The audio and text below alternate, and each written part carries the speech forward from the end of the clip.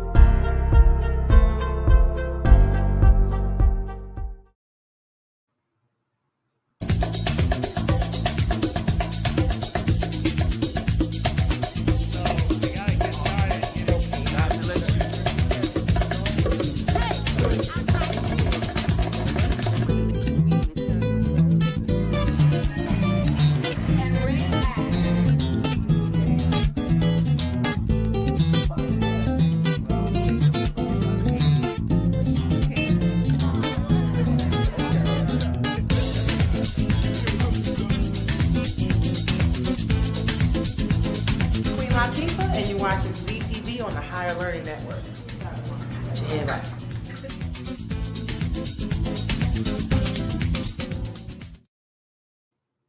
Grand Rising will be starting in about 2 minutes, or 60 seconds, or something like that.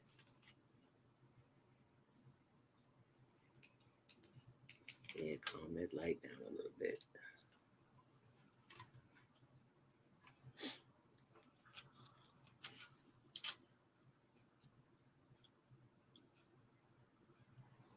Why can't I hear anything?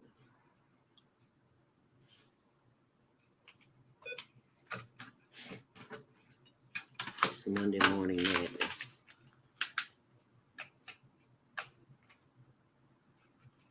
Of course.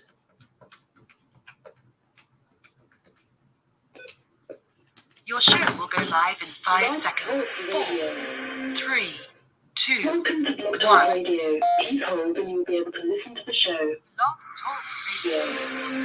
Now we're live. Women have the power to transform this world. We can end crime and violence if we all agree to do one thing. Share. Let's share our wisdom, share our time, share our talent, share our finances, but most of all, let's share our love.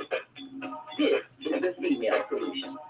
Join me, Naima Latif, every morning at 7 a.m. to 9 a.m. Central Standard Time as we bring you stimulating discussions about the issues affecting our lives.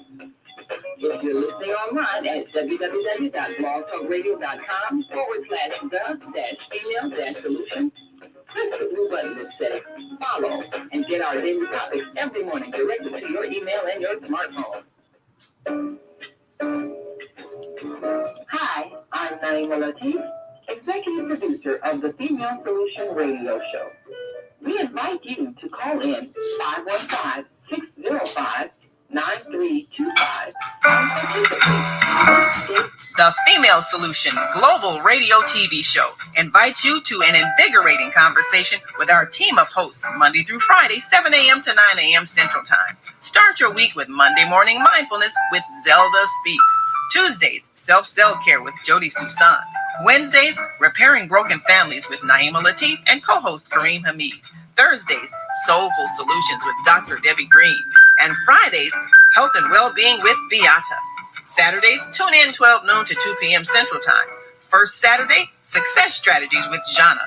Second Saturday, Wendy Williams Esquire on relationships. Third Saturday, Move Around with Deborah. And fourth Saturday, Wisdom with Mama D.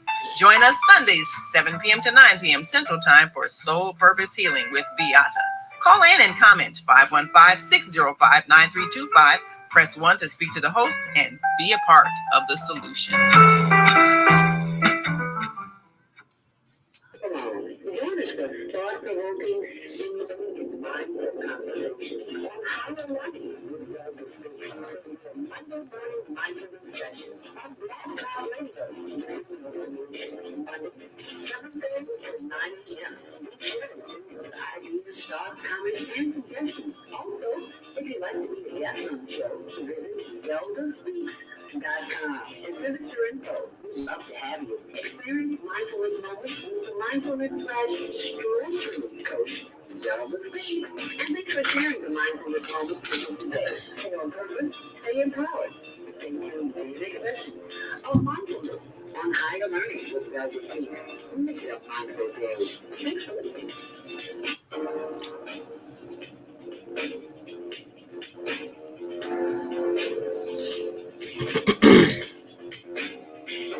Grand Rising. And thank you so much for joining me this morning on Monday Morning Mindfulness. I'm your host, ZeldaSpeaks, and we're just here to make your day better in any way we possibly can, to bring a healing to the heart and the mind and the spirit. And that's why we're talking about cheating. Why do I stay? Part 1, 2, and 3. Today is part 3. And last week it was a heated conversation. So we're looking forward to whatever happens this week. Did you see my eyes pop like this when somebody called in? Yeah, we'll go back and see it in the archives on blogtalkradio.com, the Female Solution. Oh, no, you can only hear it there, but you can see it here on our YouTube channel, Higher Learning TV Show. It is Monday, September 5th. It is Labor Day weekend. I hope your weekend has been a fun one. I know mine has. It was a whole lot more than I expected or anticipated. The Jazz Fest was Friday through Sunday at, 205 East Randolph.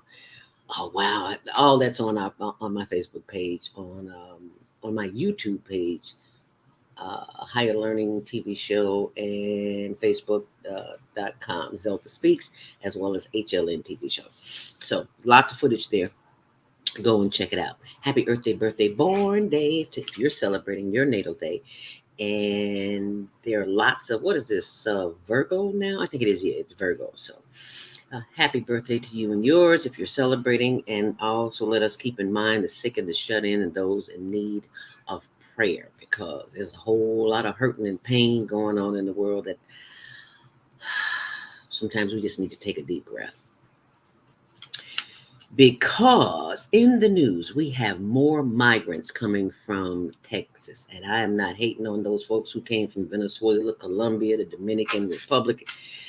But it just seems to me, Mayor Lightfoot, that the donations that you're asking for, I saw them on Channel 5 this morning, the same is needed for the homeless here at home.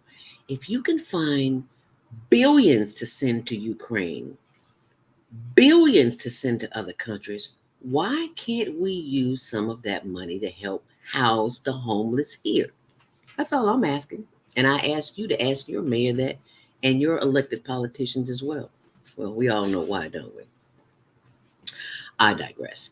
Anyway, the African Festival of the Arts was at 51st and Cottage Grove. I forgot to tell you that. For those who don't know, it goes on until 9 o'clock tonight. If you're listening online this morning, apologies for that. If you couldn't hear me, if you're listening online this morning, we'll take your comments after the 7:30 break at 515-605-9325. Press 1 to speak. And you can follow us on our YouTube channel, Higher Learning TV Show, and HLN TV on Facebook. And don't forget about my channel, ZeldaSpeaks on YouTube, and ZeldaSpeaks Mindfulness. Well, it's a quiet, excuse me. It is a quiet day outside today. If you're headed out and about, you may experience a little traffic, but not a whole lot. The traffic is during the course of the day when it is a lot. I have never seen so many people out. Well, I guess because I don't go out a lot, but it is just so many people everywhere. I've been on the north side, downtown, outside. It's just people everywhere. And that's what people do. Come out on the holidays. So if you're headed out and about today, it's going to be nice. It's only in the 60s right now, but it'll be up to 75 today. That's good weather for Chicago. And today's traffic and weather is sponsored by Karen Kelly of itex.com. If you are an owner, business owner, or an entrepreneur, and you need supplies, stationery, car, travel, anywhere we want to, anywhere you can think of that you can go in the world, you can travel on iTex. And you can start by getting a membership. It's absolutely free, and you get a $100 bonus if you sign up and use the promo code ZELDA, ZELDA. And for those who don't know why I say my name like that, it's because of the ancestors in radio who I once worked with, Richard McGee. And he was always going off the air, and I was coming on behind him on Dusty Radio 1390, and then it turned to Talk Radio 1390, and people could never get my name right, and they would say Zelma, Zelva, Zella. He was not, so he enunciated. He said Zelda, so that's where it comes from. So all praises to the ancestors. Richard McGee. I have to look on my wall over there. Herb Kent Cool J. We can't forget the Godfather of Bronzeville. Oh, and Doug Banks. We salute them. And Yvonne Daniels. I mean, the list goes on. So, but always giving thanks to the ancestors who made it possible for us to be here today. Not a whole lot of traffic today. It's not even worth mentioning, but I just thought I would mention it. It's clear. The roadways are clear. Nobody's going anywhere. Everybody's celebrating. Be sure and check out diabeticdonut.com, because some of us have eaten a little bit too much over the pandemic and gained a few pounds.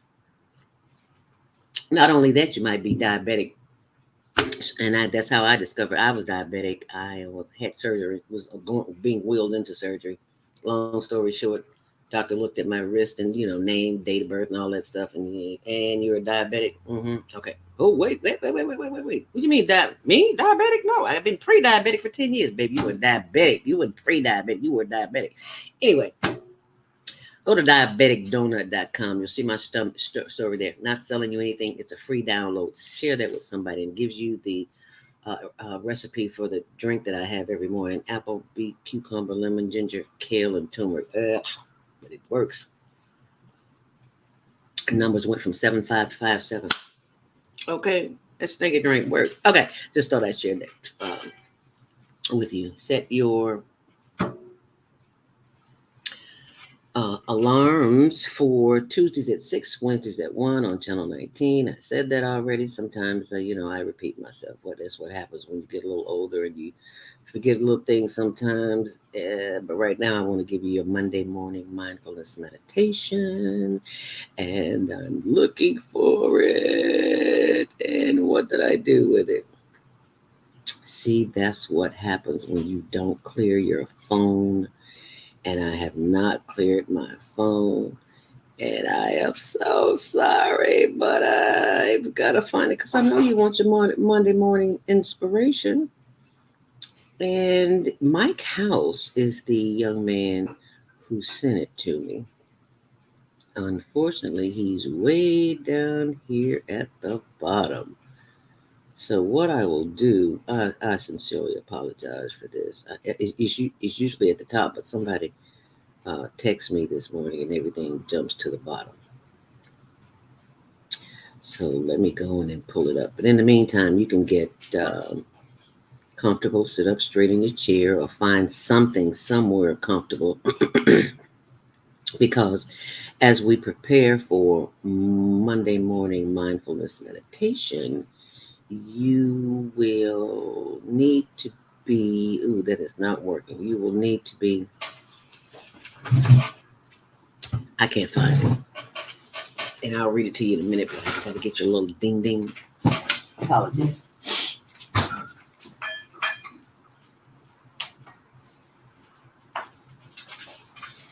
Yeah, I slept a little late this morning. It happens. There's too much activity for me yesterday. Oh, I'm surprised you're up this morning. Oh, type in the comments what city, state, or country you're watching from. Grand Rising Naima Latif, beautiful queen teacher. See you at 7:30. All right, she'll be joining the conversation, and you can join the conversation as well. All you have to do is call in 515-605-9325 and press 1 to speak. Okay. Excuse me. Are you comfortable? Are you sitting in a comfortable chair? Or are you lying in bed like I used to do?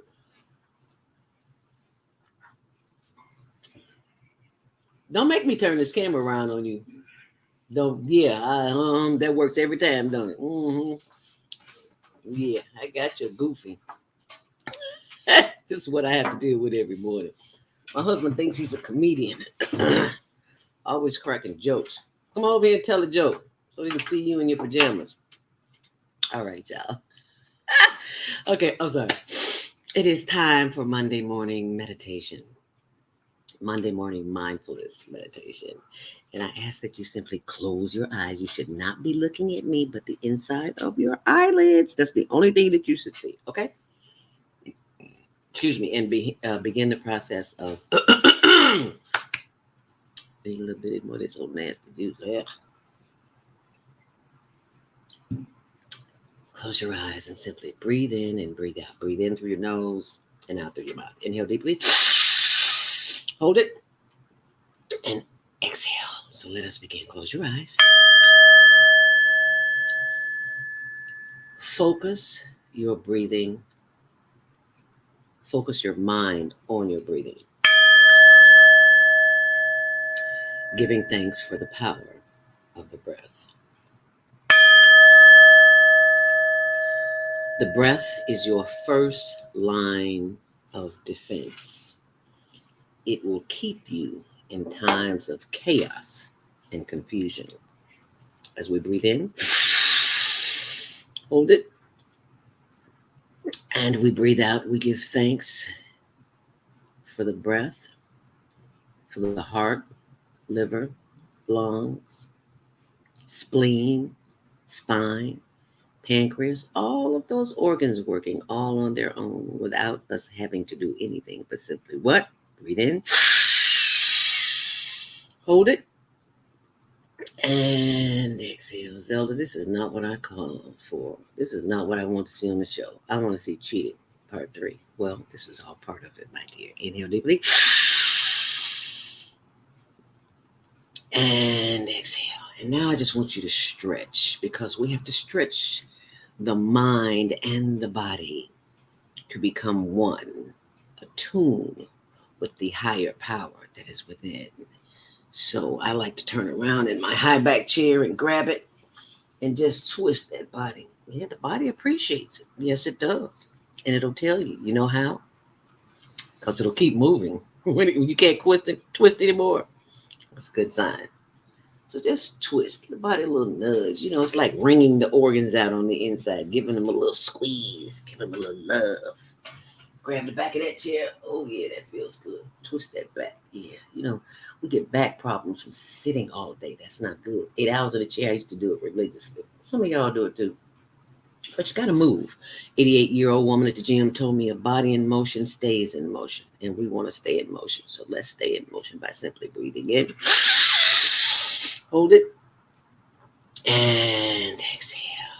Feel how your body feels when you breathe. Do you feel a different sensation all up in here? Let's breathe in. Bringing that breath up to the top of the head, down through the chakras, and the face and the shoulders. Breathe in. Rotate those shoulders and breathe out. Once more, breathe in. Hold it. And breathe out. Rotate those shoulders forward and then rotate those shoulders backwards. And just continue breathing in and breathing out. Oh, yes, that relaxes all of the muscles. You see, we have to meditate in order to activate. As you continue to breathe in and as you breathe out, giving thanks for the power of the breath, because it is the breath that will keep you in times of chaos and confusion. Breathe in and breathe out. And this is what we are doing this morning. We are inhaling and exhaling because we want to inhale faith and exhale fear, because many of us are living in times of chaos and confusion, and our faith is being challenged. So this is what we do. Inhale faith and exhale fear. Blow it out. And you can inhale anything you want. You simply choose it. And I choose what? Inhale faith. Hold it. And exhale. And remember, you shouldn't be looking at me. You should not be looking at the screen. You should be looking at the inside of your eyelids as you inhale these affirmations and exhale negative self-talk. Once more, inhale affirmations and exhale negative self-talk. Once more, inhale affirmations and exhale negative self-talk. You see, because it is the voices in our head that stop us from moving forward. All the negative programming that we hear from others, from the world, from television, radio, our cell phones, we're on 24 hours a day. It keeps us trapped. It keeps us off-centered, because what we digest mentally, physically, and emotionally will keep us in a state of chaos and confusion. And that is why we inhale affirmations and exhale negative self-talk. Inhale love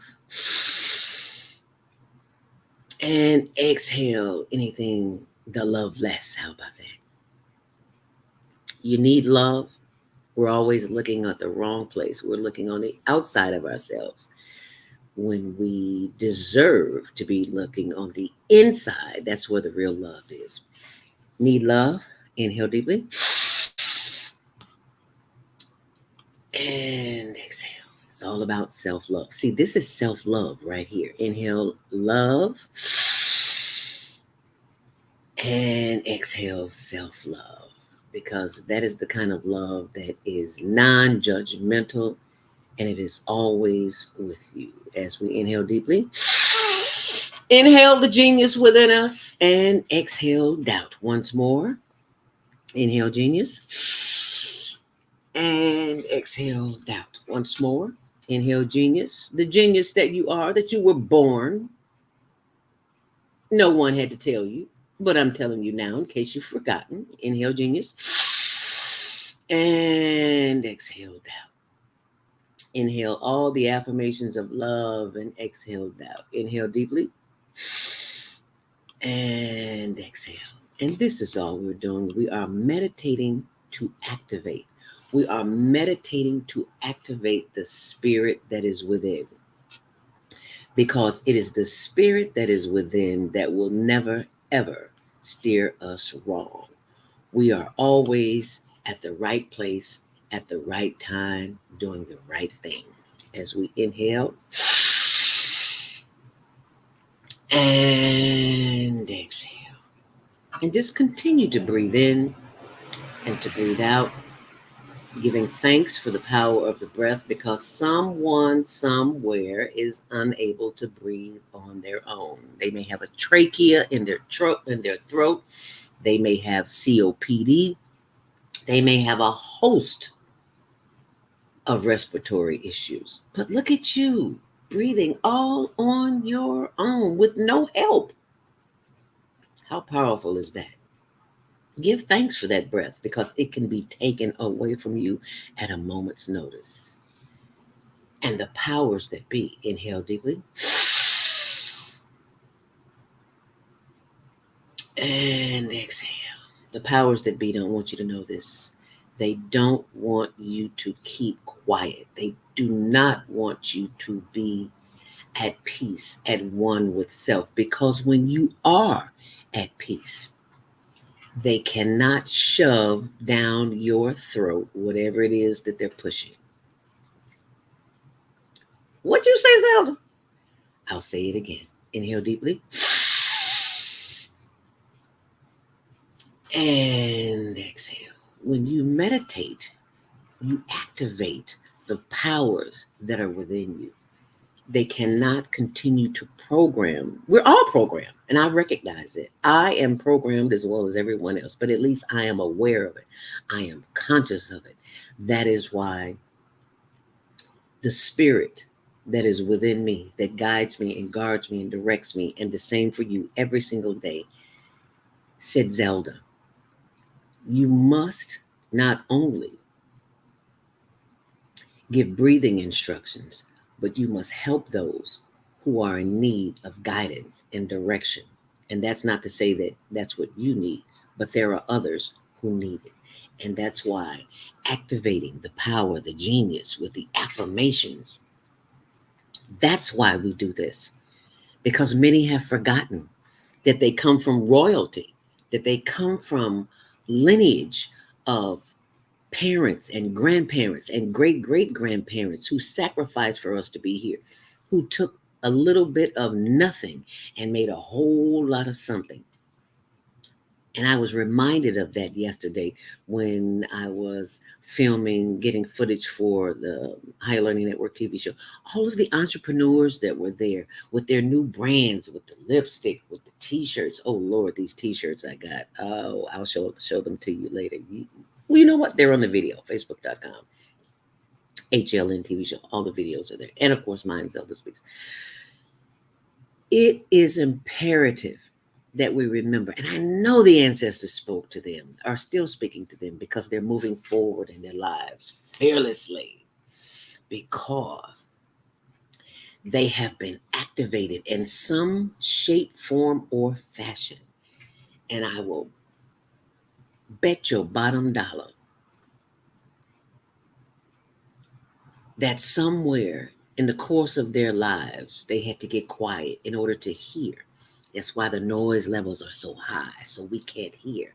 But when we get quiet and we take the time and listen to the still small voice that never speaks above a whisper. See, that's why you have to get quiet, because you can't hear, because you're talking too loud. And you got too much going on up here. But when you stop and you breathe in and you breathe out, that begins the activation process. And you want to activate that power that is within you. That power also will help you keep your sanity in times of chaos and confusion. It will help your immune system. See, they're telling you to get all these medicines and things of that nature for your immune system. And honey, all you have to do is listen to Beata's show on Friday. Anything and everything that you need, health and well-being, it's there. The information is there for you, but you've got to listen to it. And you've got to be conscious of your thinking. That's why we meditate, to activate. So let us continue to take one long, deep breath. Inhale deeply. I hope you were breathing all the time that I was talking. And exhale once more. Inhale deeply. And exhale once more. Inhale deeply. And this time as we exhale, bring your head forward, tilt it chin to chest, and slowly rotate that head to the left. Bring it around to the back. Slow down. Moving too fast. And slowly bring it around to the right. You want to feel the increments in your neck. It might feel a little pop, but that's okay. Head up. Inhale deeply. And as you exhale, bring your chin down, chin to chest, and slowly rotate that head to the right. Slowly. Slow down. You're moving too fast. I want you to feel that stretch in your neck. Oh, yeah, that feels good. And bring it back around slowly to the front. Head up. Inhale deeply. Look to the left as far as you possibly can, feeling the stretch in the right of the neck. Ah, yes, that feels good. Inhale once more. And look to the right as far as you possibly can, feeling the stretch on the left side of the neck. Oh, yeah, that feels good. And exhale. Inhale once more.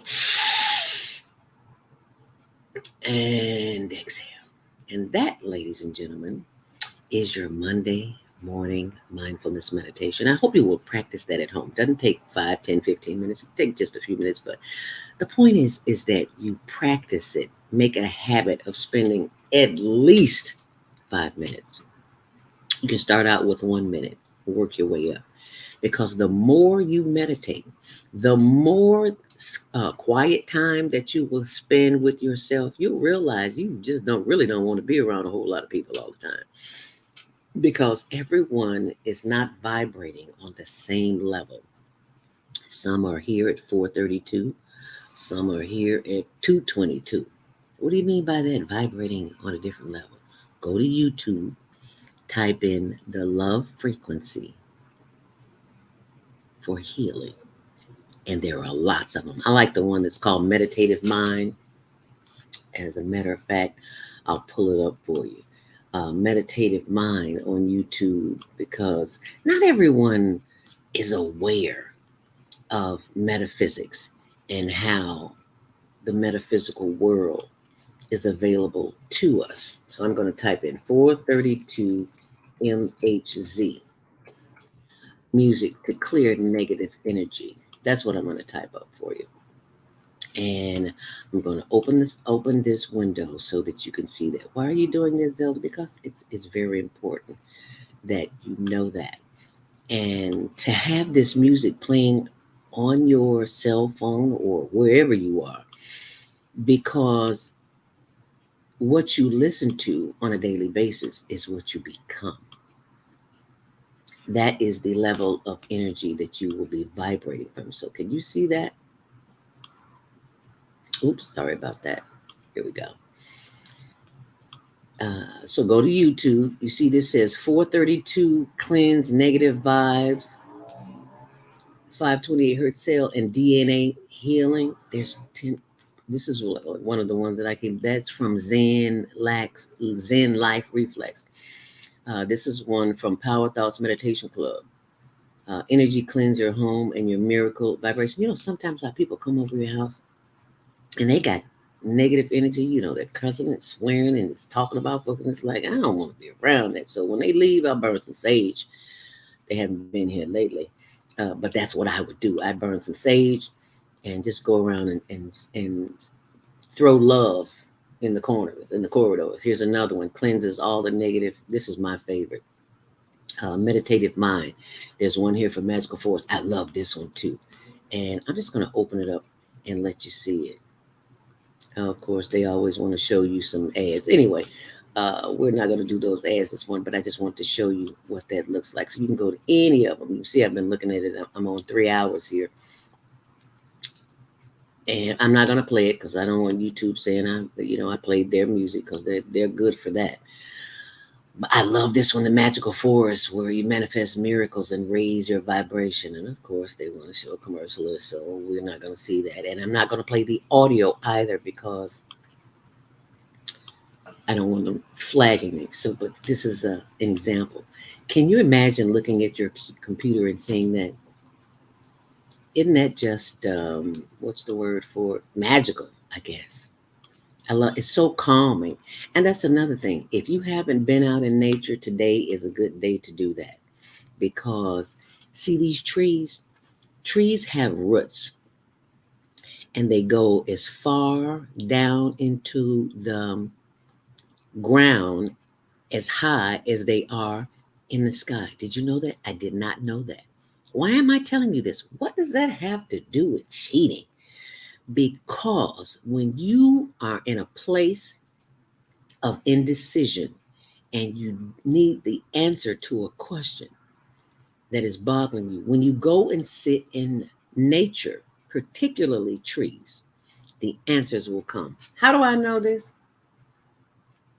Of course, because I've done it. That's what I do. So I'm sharing it with you, and I hope you'll share it with someone else. So I just wanted to share that with you. This is Monday Morning Mindfulness Meditation. So be sure and share this with someone. And if you are ever in a situation where you're trying to be at peace, you're doing your work, studying, whatever you're doing, and somebody comes all up in your face with some negativity, what do? Inhale deeply. Hold it. And blow it in their face. And if you got a little funk on your breath, a little garlic, a little onion, I promise you, they will back up.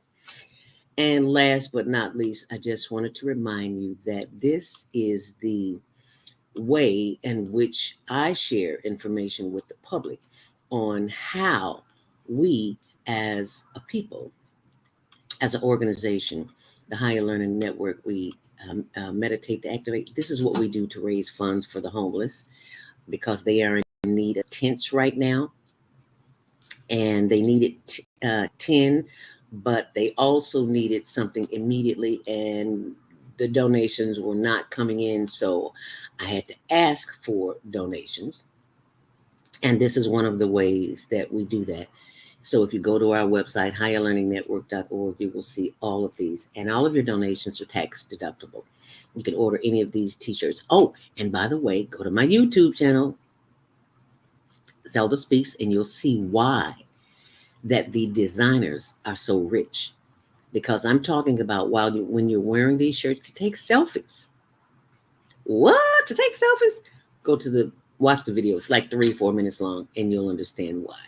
Because they know something that we don't. And now that you know, you can share that with somebody, okay? All right. It is time for our first commercial break here this morning.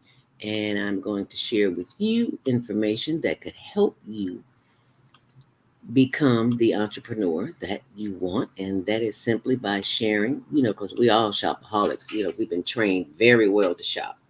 So shop your way and save some money, and you'll be glad you did because you heard it here first on the Higher Learning Network.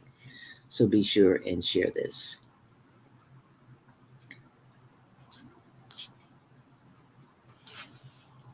Welcome to QuickClick, where customers can buy, share, and earn. Meet Sam. Sam owns an e-commerce business that sells athletic shoes and running gear.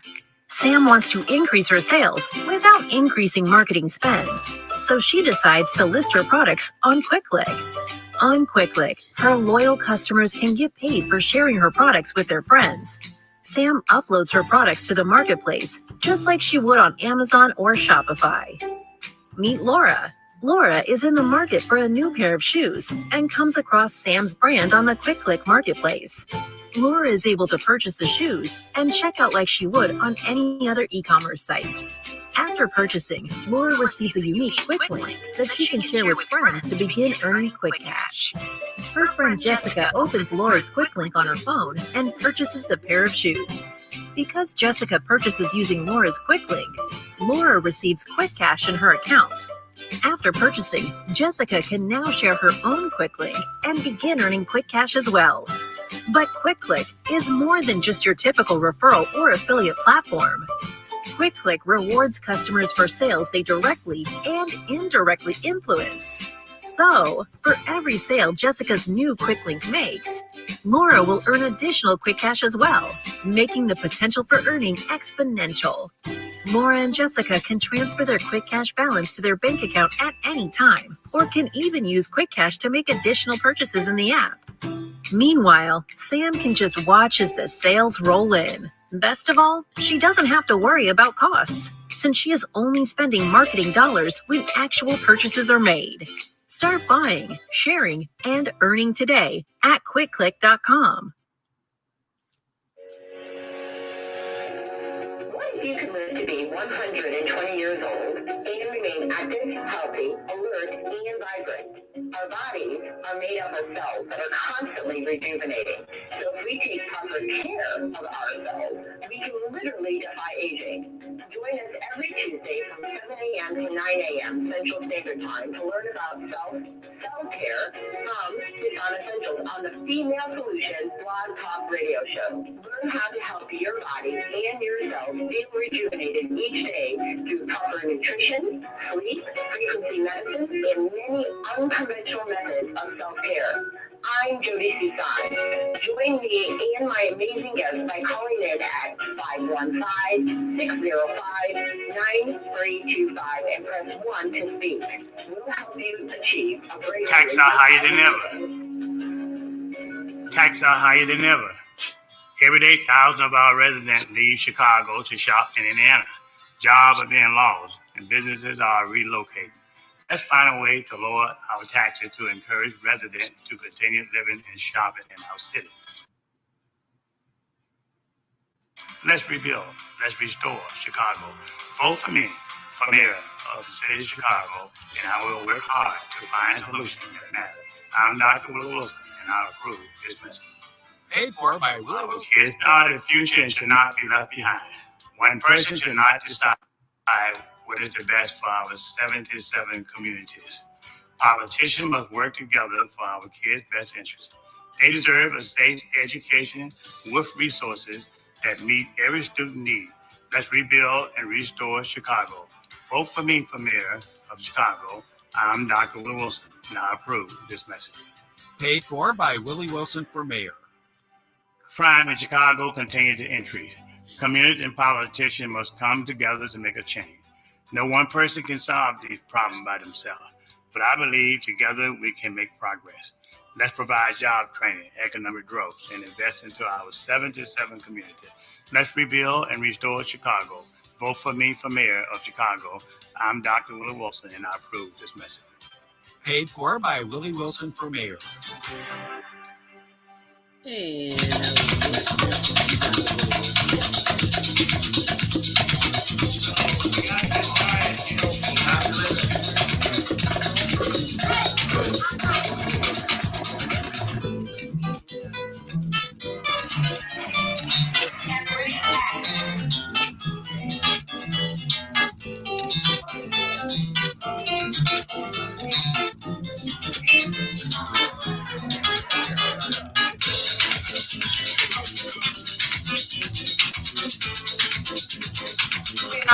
And you watch the CTV on the Higher Learning Network.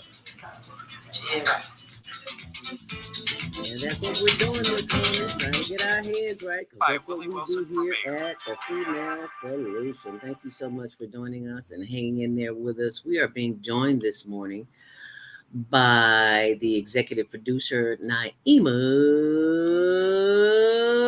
Latif. And there she is, Grand Rising, my beautiful sister of the microphone. Well, Grand Rising to everyone. It's always a pleasure to be here on Monday Morning Mindfulness with ZeldaSpeaks. Eating. Why do I stay? Part 3. Last week was a doozy. We did not anticipate what we had, but it was a good day. It was a good day. Cheating, why do I stay? Oh, I forgot to add part 3 there, but that's a question. That's what's on the agenda this morning, because so many people are in unhappy, fulfilling relationships, and they don't know that they have a choice not to be. They have a choice. Well, the thing that probably made this such an intense episode, so many people go into relationships with the fear that someone's going to take their loved one from them. And the reality is nobody can take away someone who loves you. If they love you, they love you. And if the love dies, it dies. No one takes someone from someone else. we are having difficulty accepting when people's feelings change, or we're believing that if you have a marriage contract with someone, that means they have to stay with you no matter how badly you treat them. And that doesn't happen. People are not going to just stay and stay and stay where they're made to feel bad.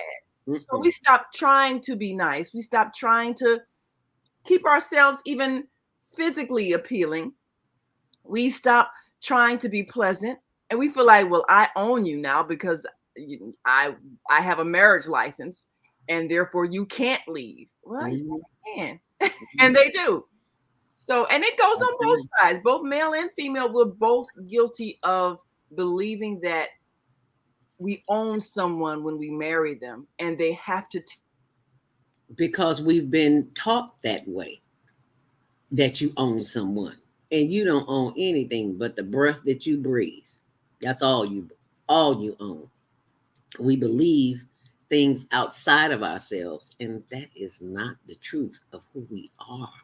You cannot force an individual to be in a relationship that they don't want to be in. And you don't have to stay in a relationship that is not healthy for you, because we don't realize that the energy, especially the negative energy that someone else is bringing to this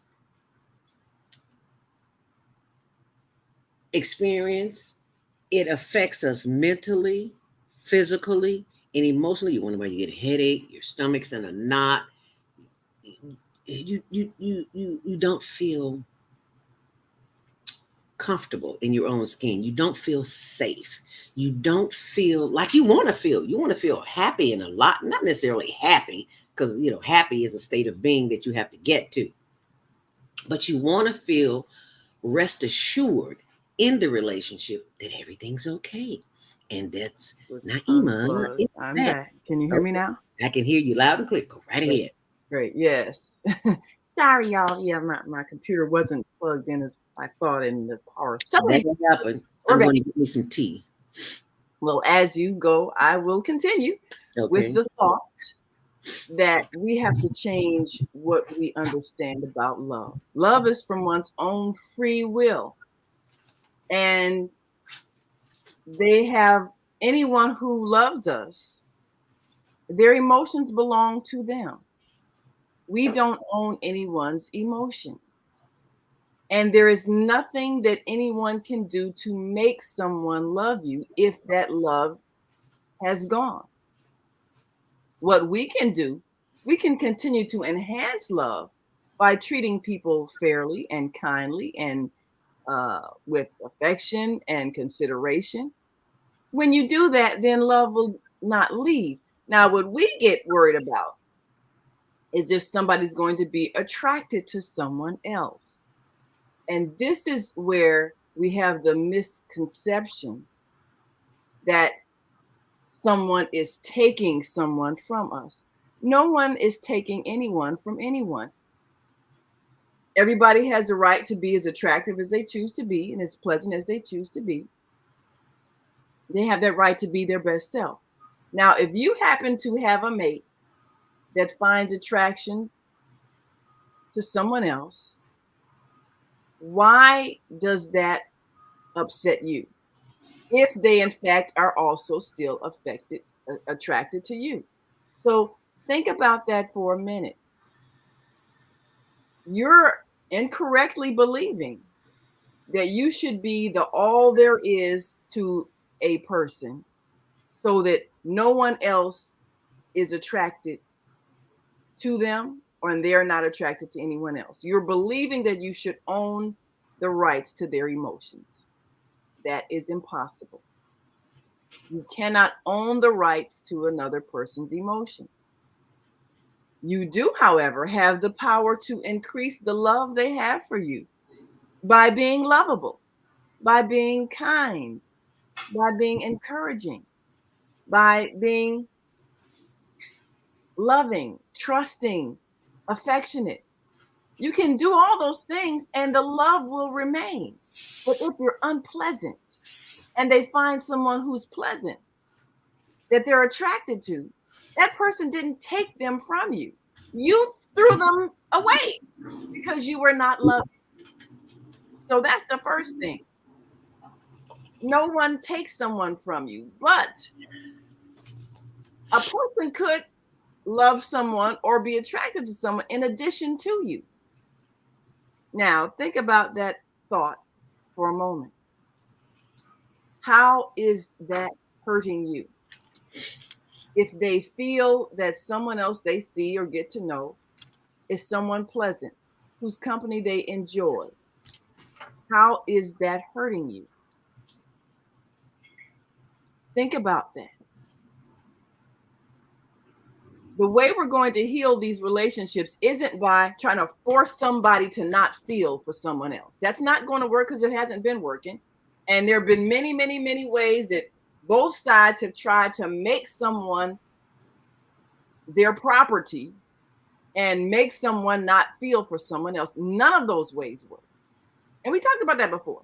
You know, men who worry about if women are going to be unfaithful, and all these various cultures where they've tried to keep women controlled. I mean, what is it? The chastity belt that the Europeans use, you know, to put a covering over your genitals so that you know. How crazy is that? And only your husband had the key. Okay. That's a what? I mean, you can't even clean yourself because you're locked up. But get an infection. Get an infection. That way he can't get none either. Lord. Yeah. And then you got a lot of East Africans that practice female circumcision. So if I cut off the part that's the most sensitive, then you won't enjoy sex anyway. So that way you won't be unfaithful. And there's still people who practice that, and they believe, okay, well, this works because women don't enjoy sex. Okay, and you wanna have a relationship with somebody who feels nothing, right? So that's not really working. And then you had, in China, you break the feet of the women. So okay, the female girls, their feet got broken early in life, but they bound them up tightly so they wouldn't grow. So you can't walk. So you can't walk away. Therefore, you can't stray. You can't commit adultery. You can't have another lover because you can't walk. That didn't work too well either. But they just stopped that within the last century, so all kind of crazy things that men have done to try to keep women from having sex with someone else or being attracted to someone else or being involved with someone else. Now, I'm talking about a little bit. Let me just throw this in here. And I want you all to respond to this. In a lot of Muslim cultures, the idea is you don't want somebody else to be attracted to your wife. So she's covered where you can't see anything sometimes but her eyes. And the idea is, well, if you can't see it, then you won't want it. So she's not to show her body to anybody. Now, think about that for just a moment. Okay. If nobody can see her and she basically has no identity, you get used to a person, maybe their walk, their eyes, or whatever. But the idea is that no man will be tempted because he can't see her. And how well is that working? Well, you have a lot of women who are resentful of women who are beautiful, saying you tempted my husband with your beauty. And so you get a lot of women attacking women for, not covering themselves. But the idea is still, you want your husband's affection to belong to you. And you're accusing this woman of taking him away because she's choosing to be beautiful. She has a right. God gave her beauty. And it's not her fault she's beautiful. And she's not making her husband look, he's choosing. And still, who she is not her body. She's the soul inside the body. If he loves you, he loves the soul that you are. Thank you. But it doesn't hurt for you to be beautiful in his presence. Because if you look like a dish rag when he gets home and he sees all these other women who ain't covered up and they looking beautiful, you can't say that he's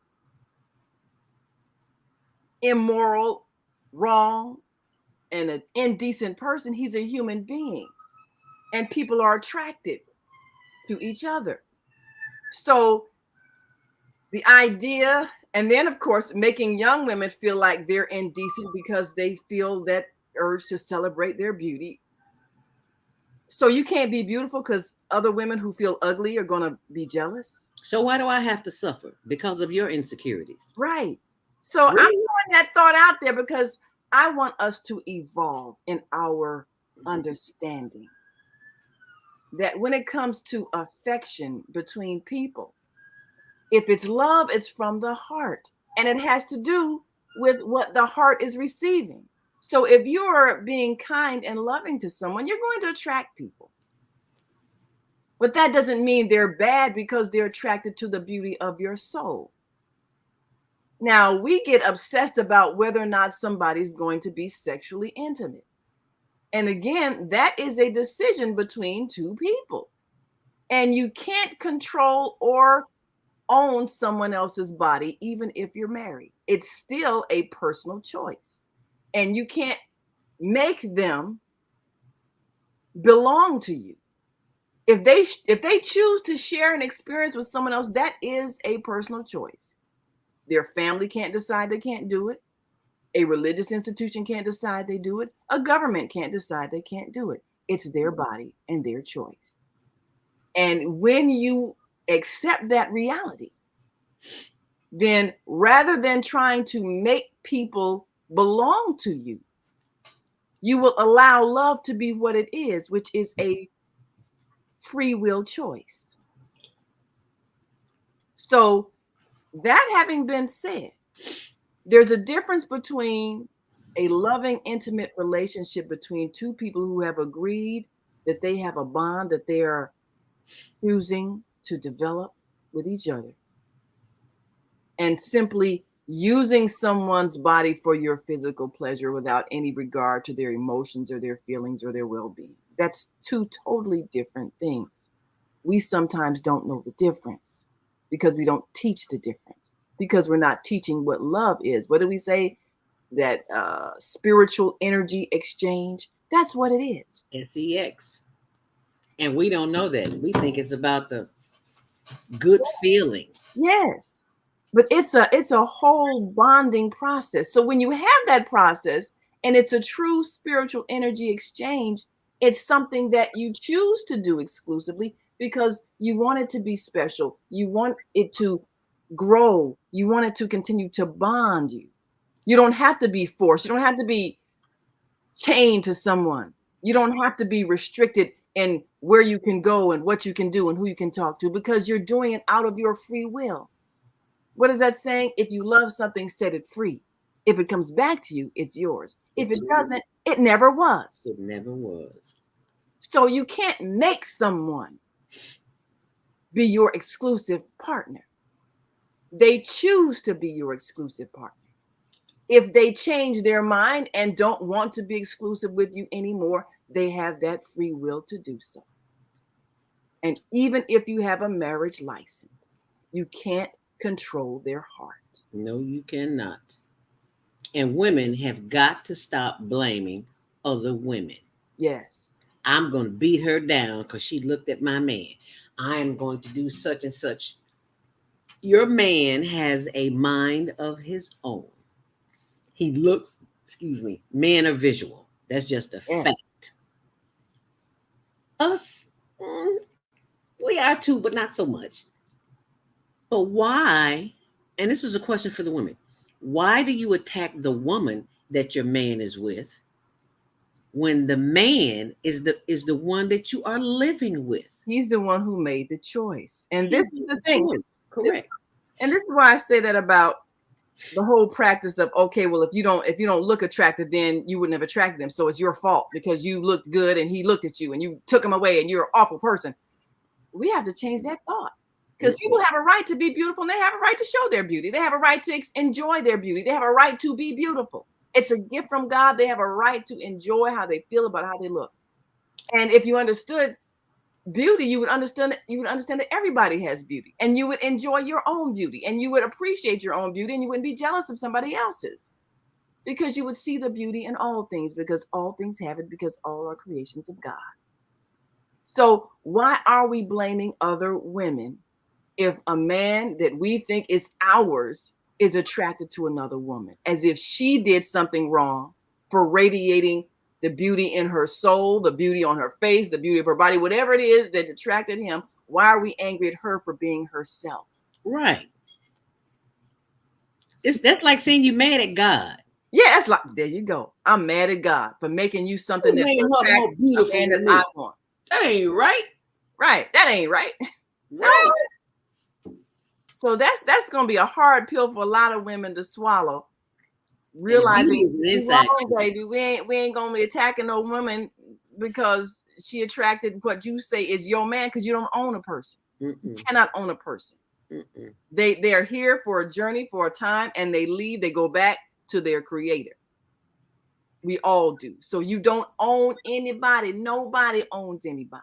No, you don't. And sometimes we don't get that until that person leaves. And you can't say to God, oh, you took my man. No, wait a minute. I created that person. How you gonna call him yours? Thank you. Back home to me. Where you get that one from?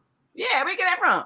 So, if we understand that a relationship is something we are to enjoy with someone, to treasure with someone, to value with someone, and to enhance it by our good treatment of someone, then we will not be in fear if that person's eyesight, affections, heart, or whatever moves them to see the beauty and attraction in someone else. We will not fear that, because his or her emotions will not have diminished toward us if we are still loving toward them. And so now we talk about, do I own exclusive rights to your body? I have signed a marital contract with you in terms of this license that we have. We are husband and wife. I own the rights to your body. You may not share your body with someone else. Is that what we have agreed on? Now, if that is the agreement, and that's what both people have agreed on with their own free will, we're building this exclusive bond together. We're enhancing it with our sexual intimacy. This is what we are agreeing to. Now, if at any point in that relationship, one or both parties decides they no longer want to be exclusive, they owe it to the other party to be honest and say, I am no longer desiring to be exclusively in an intimate relationship with you. They owe that person that right. Yes, you do. Whether you agree with it or not. Yes. Now, they may be angry, but that is, at least you're being honest. You're not being deceptive. Because if you're involved in an intimate relationship with someone else, you must be honest with them as well. If you don't tell them that you are married to someone, and that means you have agreed to be exclusive with someone, then you're cheating them out of the respect of telling them the truth, so they can decide if they want to be involved with you. And you're cheating yourself for not being honest. You're cheating yourself for not being honest, because you are then diminishing your own dignity and self-respect. So you wonder why you feel the way you feel about yourself. Yeah. So if you are going to change what you feel about the relationship that you agreed to, which is marriage and exclusivity, then be honest with all parties. And then all parties can decide, do they want to be involved with you or do they don't want to be involved with you? And if you reach a point where the person that you have married says, I want our marriage to continue and I want you not to feel for this other person, then you have to decide, well, can I cut off my feelings for this other person? Cut off your feelings, really? Or is that something I'm not going to do? Therefore, the honorable thing for me to do is to release you from this marital contract, because I'm not intending to honor it. And I don't want to be a dishonorable person. That is a choice. Because if you either, like with any contractual agreement, either you're honoring it or you're not. If you're not, then don't be in it. Because then you're dishonoring the other person who you want to be with, but you won't give them the honor and respect of being in a relationship with you that you can be in openly And dishonoring yourself And you're because you're staying in it. and In you're a place saying, that's not healthy. right. So the difficulty that we have is that we have created a culture in which the idea of marriage is ownership, and it doesn't work. So when something doesn't work, you gotta revise it, and you gotta come up with something that's workable.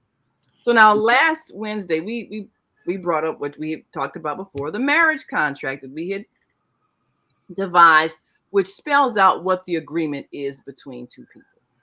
And it gave them more or less an out clause, which, if you decide you want to end this exclusive relationship, then we agree we're going to split our assets, amicably 50-50. And then whatever I brought into the relationship, I take out. If I brought the TV, if I brought the car, if you brought the dog, that's yours. I take what's mine, you take what's yours, whatever it is, if we're splitting.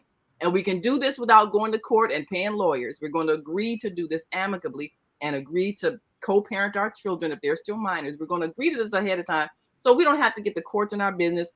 We don't have to fight each other and pay a bunch of money and try to break each other. We can agree to this. Now,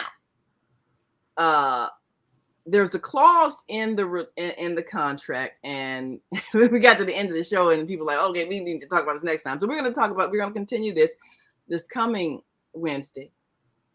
The particular clause for if you want to add someone in your life as it's called a life partnership contract. If you want to add somebody in your relationship as a life partner, and they, sign the same contractual agreement, then you may do so without canceling the first contract, meaning you can have a relationship in addition to this relationship, and it's all legitimate.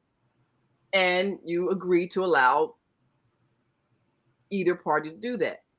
Now, what frightened a lot of people as they heard that, women have the same right to do that as men, according to this contract. So if a woman says, well, there's another man that I want to be involved with, in addition to you, because I love you too, but I also like to be involved with him.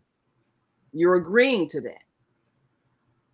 And that, I think, was disturbing to men. Now, they were willing to have it be where a man... Oh, yeah. I need to have more wives. But, you can have another husband? I can take care of him. I can handle this. Yeah. So, but in all fairness, if you want to truly allow people the freedom to love, then you will allow both parties. And that means you understand what love is. Love is one's own free will. And you can't own a person's relationship or body. If they choose to be exclusive with you, that is a free will choice. You can't make it be. There used to be a time when people got killed for adultery. I mean, that we have that in our history.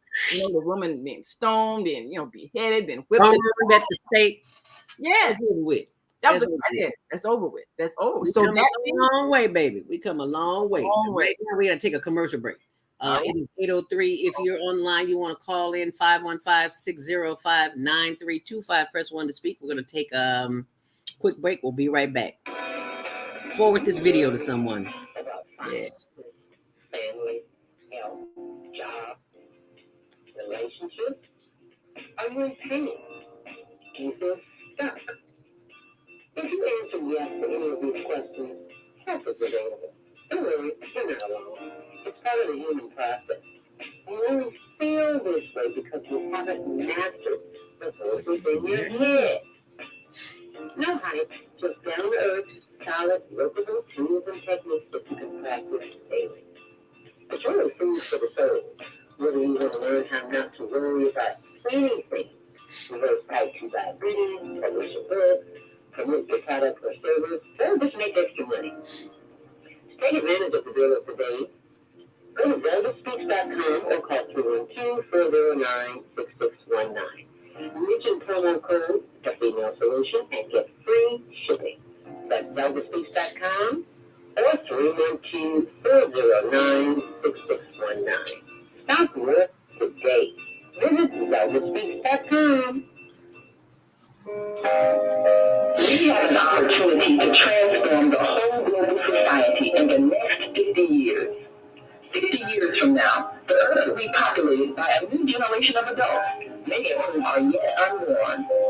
Our mission is to nurture them in childhood with love, guidance, and protection, and to raise them in healthy, happy families.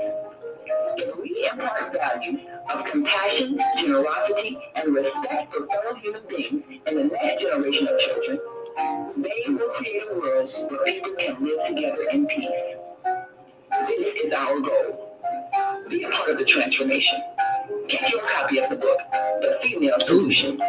Go to www.naimalatif.com. That's www.naimalatif.com. And thank you for joining us back here on the Female Solution. As you can see, this is 10 because 10 is going to take a long time and you need something right away. Right away. You're quite welcome. This is what we do. This is on behalf of the Higher Learning Network. See, one fits 4, the other one fits 10. 6, so that's 10 people. So you can have something right away. And as time progresses, we can get individual ones. But right now, we need the ones right away. Right. If you would be so kind, y'all, to grab the charcoal, and there's a couple of other bags on the back seat too. Can somebody get this charcoal, please? Just look at one of those nice tents too. Those tents fit 10 people. So it's like it's not one of them.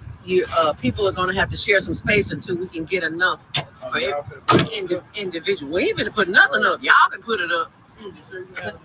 And we got some stuff here on the side too, baby. Sarah, you can go to our YouTube page. I'm sorry, YouTube.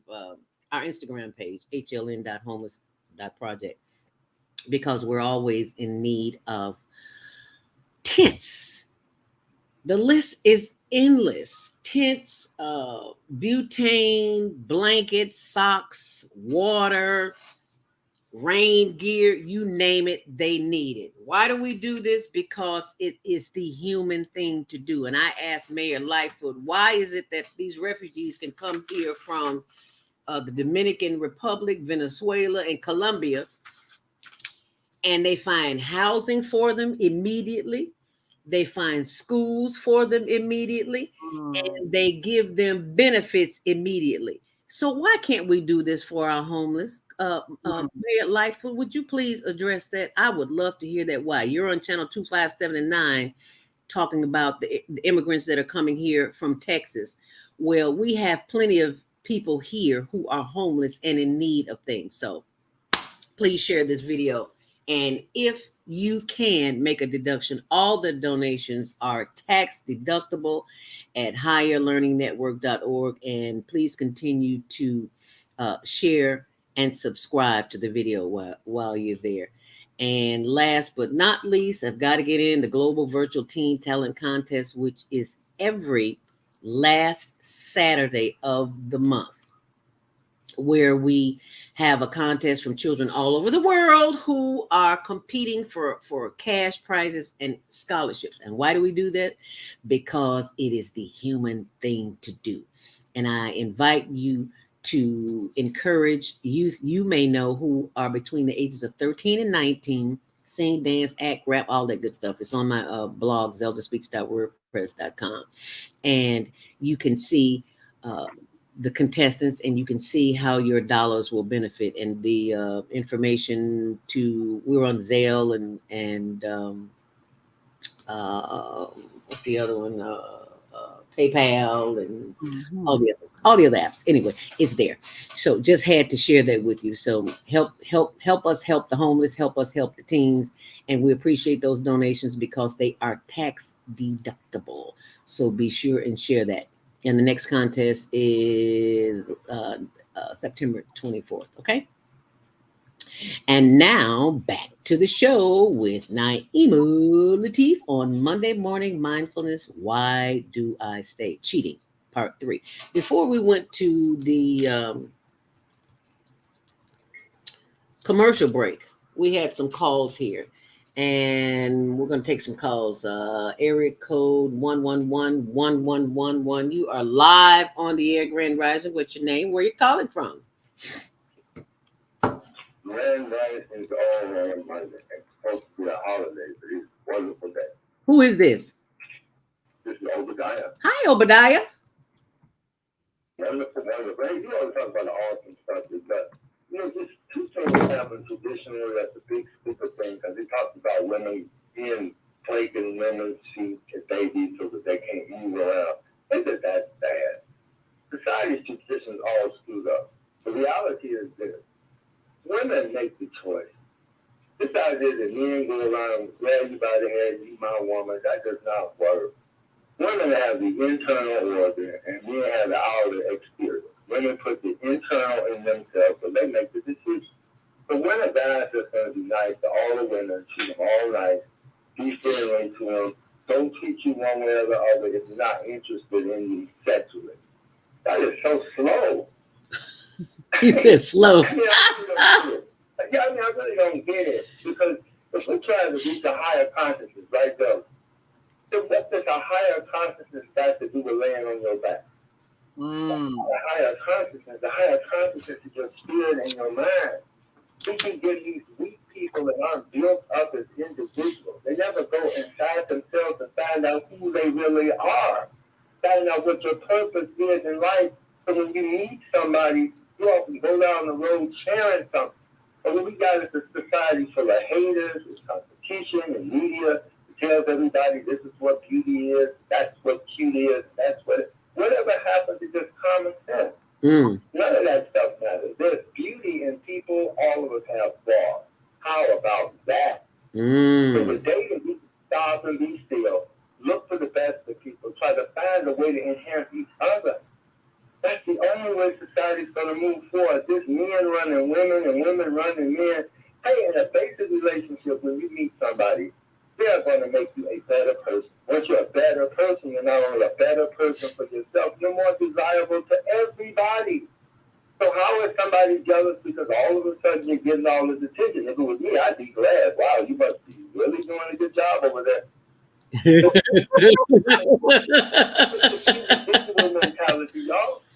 We're all collective. Even if you're married, marriages are supposed to go out to the community and show other people more. It's not like, I got my relationship and y'all ain't got nothing. That's ridiculous. The sad part is that it happens anyway, whether people think it does or not. So why don't we let the adults get together and have conversations so brothers and sisters can have half brothers and sisters and aunties and all these other people together instead of separating. They would do a whole bunch better for the family and for our whole unit. But as long as we keep doing it the wrong way, it's getting worse and worse. This generation thinks it's okay for them to knock their grandmother down, snatch her purse, and drive off in her car. And what is like that? Thank you. All right, that's Obadiah from Chicago. Thank you so much for calling in and sharing your thoughts. Yeah, one thing he said about family and community, when you have villages or small communities where everybody's connected some kind of way, uncles, cousins, brother, sister, or even cultures where even how you address your elders, it's a family relationship, whether it's auntie or mama. You have a lot of cultures where everybody is considered family, and there is a difference. You don't snatch your grandma's purse. You don't try to carjack her. I mean, you have respect for a family relationship, and he's right, that is missing, and that is something that has to be created.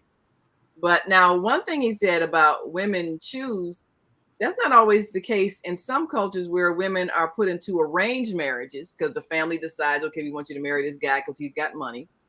Yep. She might be in a very loveless relationship, but this is what her family wants. And I have a lot of friends who've had that experience, coming from cultures where girls are married off at a certain age by their family. And they may not even like the guy. The intimacy might have been horrible, but they had to endure it. Now, that's about the worst situation I can think of, to be intimate with someone on a sexual level that you don't like. They don't really like you, but you're doing it like a duty. That's horrible. You hate yourself. You hate yourself. You hate yourself. Die, be glad when they hurt and die. I mean, it's just horrible. So we have some marriages that are not really marriages in the spiritual sense because there was not a meeting of the spirits where they both came together for the sake of love. They came together for the sake of convenience for the family, which is the whole, and the hope is love will grow. Sometimes it does, sometimes it doesn't, So if you really understood the spiritual intimacy that comes along with marriage and how that does help you to grow into a better person, that bond with another person, it's a beautiful, sacred bond when it is based in love. So when you have that, then that is something that enhances the lives of both people. We get afraid of people having sex, and that's where we get stuck at. Mm-hmm. And everybody having sex is not experiencing a spiritual energy exchange. Sometimes it's just a momentary feeling that's gone because the heart was not in it. And if you ever had loveless sex, you would not ever want that because it makes you feel empty. It's not enhancing you. But if you really have that close bond with someone, then you want to keep that bond, and you want to keep that bond by being kind and loving. You can't do it by threatening someone or beating someone down verbally or insulting someone. You enhance a love bond by being loving. That is how it works. So when we understand that, we never have to fear losing a love bond because we're continuing to love that person so that that bond grows stronger and stronger. And the intimacy is even more beautiful because it's based in love. It is 817-515-605-9325. Press 1 to speak if you would like to voice your concerns this morning, your questions or comments. Cheating, why do I stay? Part 3. Let's go to the phone lines. Area code 773-436. You are live on the Female Solution, Grand Rising. What's your name? Where are you calling from? Unmute yourself. Hallelujah, greetings. Grand Rising, Mama D. Just the angel, Mama D, the Nubian, the Eve angel that is not hidden. Grand Rising. Grand Rising. Thank you so much. Rising. Good morning. It is written in a Black History Bible book whose hero is a woolly-haired man with bronze-colored feet to match his bronze-colored face. Oh, in vain have you worshipped me when you forsake the commandments to follow after the customs and doctrines of men. Thou shalt not commit adultery is one of those commandments. Also, a harlot can be brought for a loaf of bread, but an adulteress stalks your very soul. Obadiah and I were guest panelists on the Oprah Winfrey Show. And it just so happens that the subject was, can you be married and have a friend of the opposite sex? Huh? And what he told Oprah was, well, my wife is beautiful. And if she is beautiful to me, then she is beautiful to others. But the problem is, when you go that one step beyond with this friend on the outside that wants to take your place, a body snatcher, I want to snatch you out the way and I want to put myself in the way, or I want what you have and I'm going to have it. And this becomes threatening to the relationship that you have. And you go into mama mode or wifey mode and you say, wait, this is a threat to my home and my family, and I'm going to resist the interference, and I'm supposed to stay because I'm in it, and I'm not supposed to let someone else come in and snatch what I am involved in. That is, it's like theft, I'm just going to come in and move you out and move myself in because you don't own somebody. Of course you don't own them. There are plenty of women out here. When I met Obadiah 33 years ago, there were plenty of women out here. He chose me, and he had a whole list of about 30 things, and he went through each one of those lists of things, and I met all those kinds of requirements. However, because I had 3 divorces, I said 3 strikes and you are out. I had absolutely no interest in a 4th marriage, and I put up impossible odds. But he decided to meet them all. So it's not, people stay because, first of all, you are supposed to forgive people. That's one thing. And secondly, you have made a lifetime commitment, and you comprehend that your marriage, you courted this woman, but you married a community and other people, all the in-laws that is in your family. Those people are going to be hurt and impacted. And as I said before, that is why Hillary stayed with Bill Clinton. That is why Mrs. Jesse Lewis Jackson stayed with Jesse Lewis Jackson, even though he brought a baby into the situation. You don't want to break up your family. That is why you stay. And this is why that's what marriage is. It isn't, oh, well, the first little thing that comes up, I'm going to hop out and I'm going to do this. No, you love your spouse and you comprehend when he is in trouble, and it's your job to offer him that helping hand, that he gets the counseling or the whatever that he needs. Then it's your job to do that, and vice versa. And so that is why people stay. And it shouldn't be looked upon as somebody owning somebody else and all this other kind of stuff. That's not what it's about. What is happening is divorce rate is so high because people hop in and they hop out and they don't work anything through. And that is, they don't have that stick to it. And they just, well, he was late for dinner, so let's get a divorce. You know? He crossed the street in the middle of the street instead of at the corner, so let's get a divorce. You know? Okay, Mama D. Thank you so very much for calling in, for sharing that. We've got other calls we've got to get, but I want to thank you so very much for calling in and sharing that information. Wisdom from the elders. You know, and a contract should not be where we have to denigrate, belittle ourselves just to be in a relationship. And if you're in a relationship that is not working, it's time to examine why you're still in it.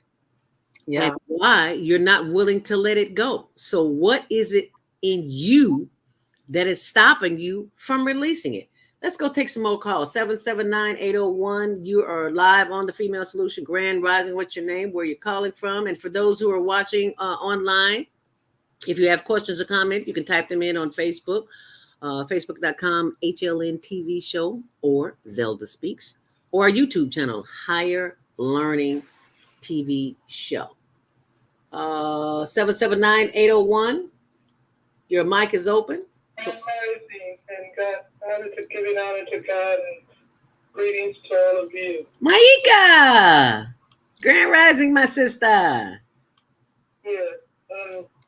I just want to say that one of the things that we're neglecting to take into account is that we have inherited a culture of slavery.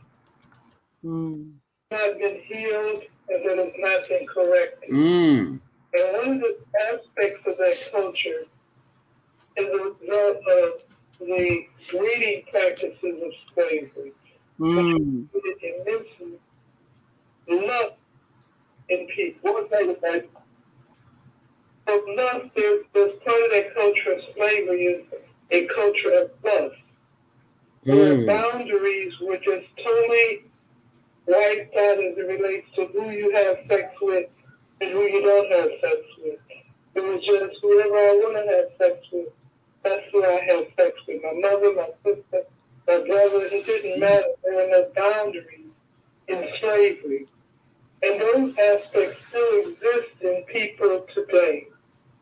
When people usually end up in jail as a result of it, but the problem exists and the problem cannot be ignored. It is real and it has to be healed. Lust, you have brothers lusting after sisters and fathers. You know, imagine a father instructing a son to have sex with 51st and Cottage Grove. Pardon me? Go ahead. Imagine a father instructing his son to have sex with his sister. Horrible. The boundary means that it's totally eliminated. And that son will go through life just lusting after women. It doesn't matter who it is. He can't express love or sexual or infidelity within a relationship because his lust exceeds everything. Because it's been exploited within the family structure. So these are things that are going on, and they can't be ignored. And so you have to get into relationships who are full of love. They can be marriages, and you find that they'll be still having sex with everybody. And when you wonder what cheating is beyond cheating, it's not just cheating. It's a mental and emotional illness that is spurring this person to deal with their illness. And to ignore that is to ignore the real problem. Slavery disabled us as a people. In the state of Mississippi, the Constitution was revised shortly after the Emancipation Proclamation. And they stated that the purpose for that revision is to destroy the manhood of the Negro citizen through to success. Now, you can ignore that, and that's verbatim. That can be ignored if you want to, but you have to deal with what were the things that were set in motion to destroy the manhood of the Negro citizen. I think that the greatest thing that was put into force was violations to African American women. That women just, whatever men wanted to do to them, they could do that to the women. And that's, again, the erasing of the boundaries that allow respect and principles to exist in relationships. These are things that have to be taken into account. I'm repeating myself. But I want to elaborate it because it's so important. So now you think you can just jump into a marriage that looks like the white folks have set up and everything's going to be hunky-dory. You know, but then all these other problems show up because you haven't examined them and you haven't had a family discussion about this. So now they present themselves as a problem, and you can't solve the problem because you can't go back to the source. The source is real. Slavery affected us. Yes, it did. Yes, it did.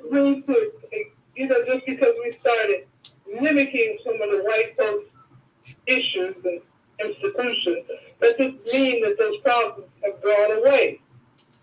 And it'll be a long time before they do go away. It'll be a long time because we've got to do the inner work that's necessary. And most of us don't want to do that because of whatever reasons. It's just easier to pick up your cell phone or be on the computer than to spend some quiet time with yourself, research yourself, spend some quiet time and learn some things, because you don't have to accept anything that's given to you. It is 8:30. It is time. Thank you so much, Mike. We've got to take our next commercial break. Hang tight and we'll be right back on the Female Solution. Hi, I'm Naima Latif, executive producer of the Female Solution Global powerful radio TV shows. We are a part of the online network of Associated Internet Radio hosts. On Air.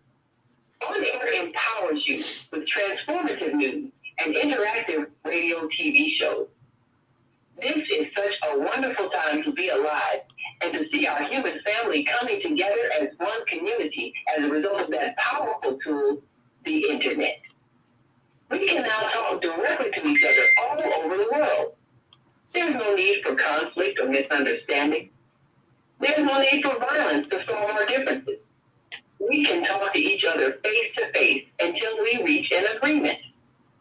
On Air offers a fantastic global guide to communicators from all over the world who are using their internet platforms to inspire us to strive to be our best selves in order to become the kind, compassionate, loving people we were all born to be.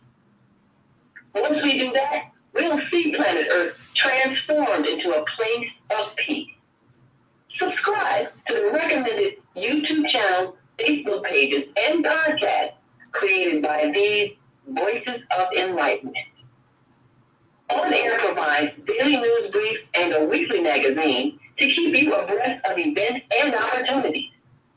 On Air news affiliates in television, radio, and print share information, insight, and interviews with notable personalities. Go to onaireverywhere.com for a daily dose of uplifting news. We're on air everywhere, online all the time. And that is the female solution. Excuse me, not the female solution. That is the On Air News Network. If you are not familiar with it, do yourself a favor and check it out. It is onaireverywhere.com, produced by our very own executive producer, Naima Latif, who is joining us here this morning on Monday Morning Mindfulness, and who has come up with a wonderful idea for us all to participate in the Cheat Retreat. Why do I stay? It's going to be taking place right here on the Blog Talk Radio channel and on the Female Solution channel and on the Higher Learning Network channel every second Saturday, because this is such an issue in all communities that we want to help those who are struggling in their relationships. And what's so important about this is that we are focusing not on the other person, nothing outside of ourselves, but what's inside. Why we do the things we do. Why do we continue to allow to be in relationships that don't heal us and make us feel good about ourselves? And what are some of the alternatives that we're doing about it? So mark your calendar for September 10th. Every second Saturday of the month, we'll be doing the Cheat Retreat. Why do I stay? And you can find that information at onaireverywhere.com. So please share that with someone, because we all need to know and how to love ourselves before we give that love to someone else. Because most of us don't. I remember being at a church 20, 30 years ago, Unity of Chicago on the north side. And I was asked, I was doing photography at the time, and I was asked to photograph an event. And I said, and he asked how much you charge. And I was like, oh, nothing, I'll do it, because it's for the church. I'll do it free. He says, you don't love yourself. And I was like, what do you mean I don't love myself? I do love myself. See how good I look? A camera here, I'm all professional. He says, nah, that's the outside job. I'm talking about the inside job. Because if you loved yourself enough, you would charge a fee for the work that you're doing. Because I've done photography and I know how time consuming and how costly it is. And you're doing it for free. Just charge that money. Yeah. Thank you. So why are you giving yourself away? And that left me that whole day and the rest of my life. Why am I not valuing myself? Right. The skills that I've acquired. I went to school for this. And tuition is not free at Columbia College.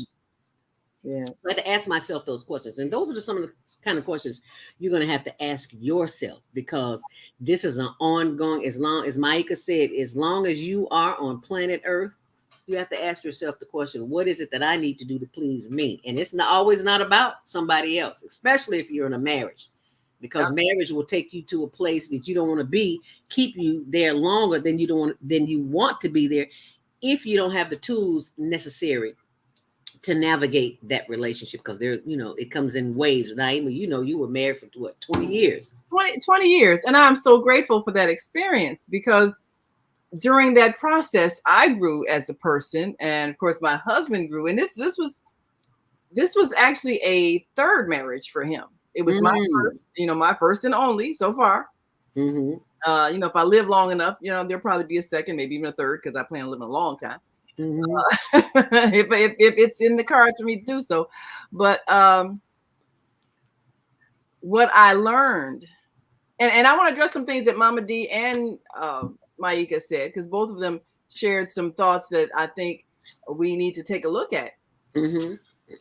When you marry someone, you're not just marrying that person, you are marrying their family. And in the case of my husband and I, we were part of a spiritual community, a global spiritual community. So our marriage was affecting other families in that community as well. And it just so happened, when I came into that community, almost all of the African American families in Chicago had just gotten divorced, and it had a very shattering impact on the community. And I had to really examine, okay, what went wrong in these marriages. And what I discovered, because we belong to a global Muslim community. That means there are people from all over the world, Nigeria, Pakistan, Malaysia, just all over the world. But we as African Americans, and Maika kind of alluded to the fact that our culture was so shattered by that slave experience. So we're trying to rebuild our family structure, and a lot of us didn't even know how. Didn't even know what a marriage looked like, because on the slave plantations, there had become the practice of breeding, where you just having sex to have babies. So that whole structure of reverence for a partner was destroyed, and we were just abusing others and being abused. So those of us who joined spiritual communities, we were really trying to rebuild that sense of decency and honor with the opposite sex. And what happened to us in my Muslim community, among the African Americans, trying to rebuild a family structure, we imitated the culture of Pakistanis. A lot of them would have arranged marriages where, the family would choose somebody for their son or daughter, and you just marry. You might not even know each other until your wedding night, and then from that, you just build a relationship. So you start out with the sex, and then you build love from there. That's kind of how it went, even though the idea was we're joining two families. Okay, and it worked for them. It didn't work for us. It was disastrous for us, because you can't, in this culture, it doesn't work, because you don't have the families that have the same kind of cohesive background. You didn't have two families that knew each other and knew the children, didn't have children who maybe grew up playing together and kind of already knew each other. All those different things that made that structure work for them didn't work for us, because we had been shattered, and somebody else's culture didn't work for us. So when I came into the community, my husband and I, one of the first conversations we had was like, why is everybody in this community divorced? Why are all the Black people divorced? And then we examined that this is what it was. And part of us looking into that was even a motivation for us in doing further research into what happened to us, and developing the book, which we co-wrote, Slavery, the African American Psychic Trauma. Because we're still traumatized by the experience of being used like mating animals to breed children. We're still traumatized by that. We still have a lot of men that are still influenced by that slave stud culture of going out and getting as much sex as you can, and that's your definition of manhood. So we're still trying to figure out how to rebuild a family structure that works. And a lot of us are still damaged by what our ancestors experienced. And like Naika was saying, having no boundaries of who you have sex with. So Yeah. now here we are today. We're trying to build families. And I agree with what Mama D says about, when you marry somebody, that is a bond. And it's not just you, you're affecting other lives. So you realize when you split, you would cause a rupture in your personal family and the community, because part of what keeps the community stable are stable families.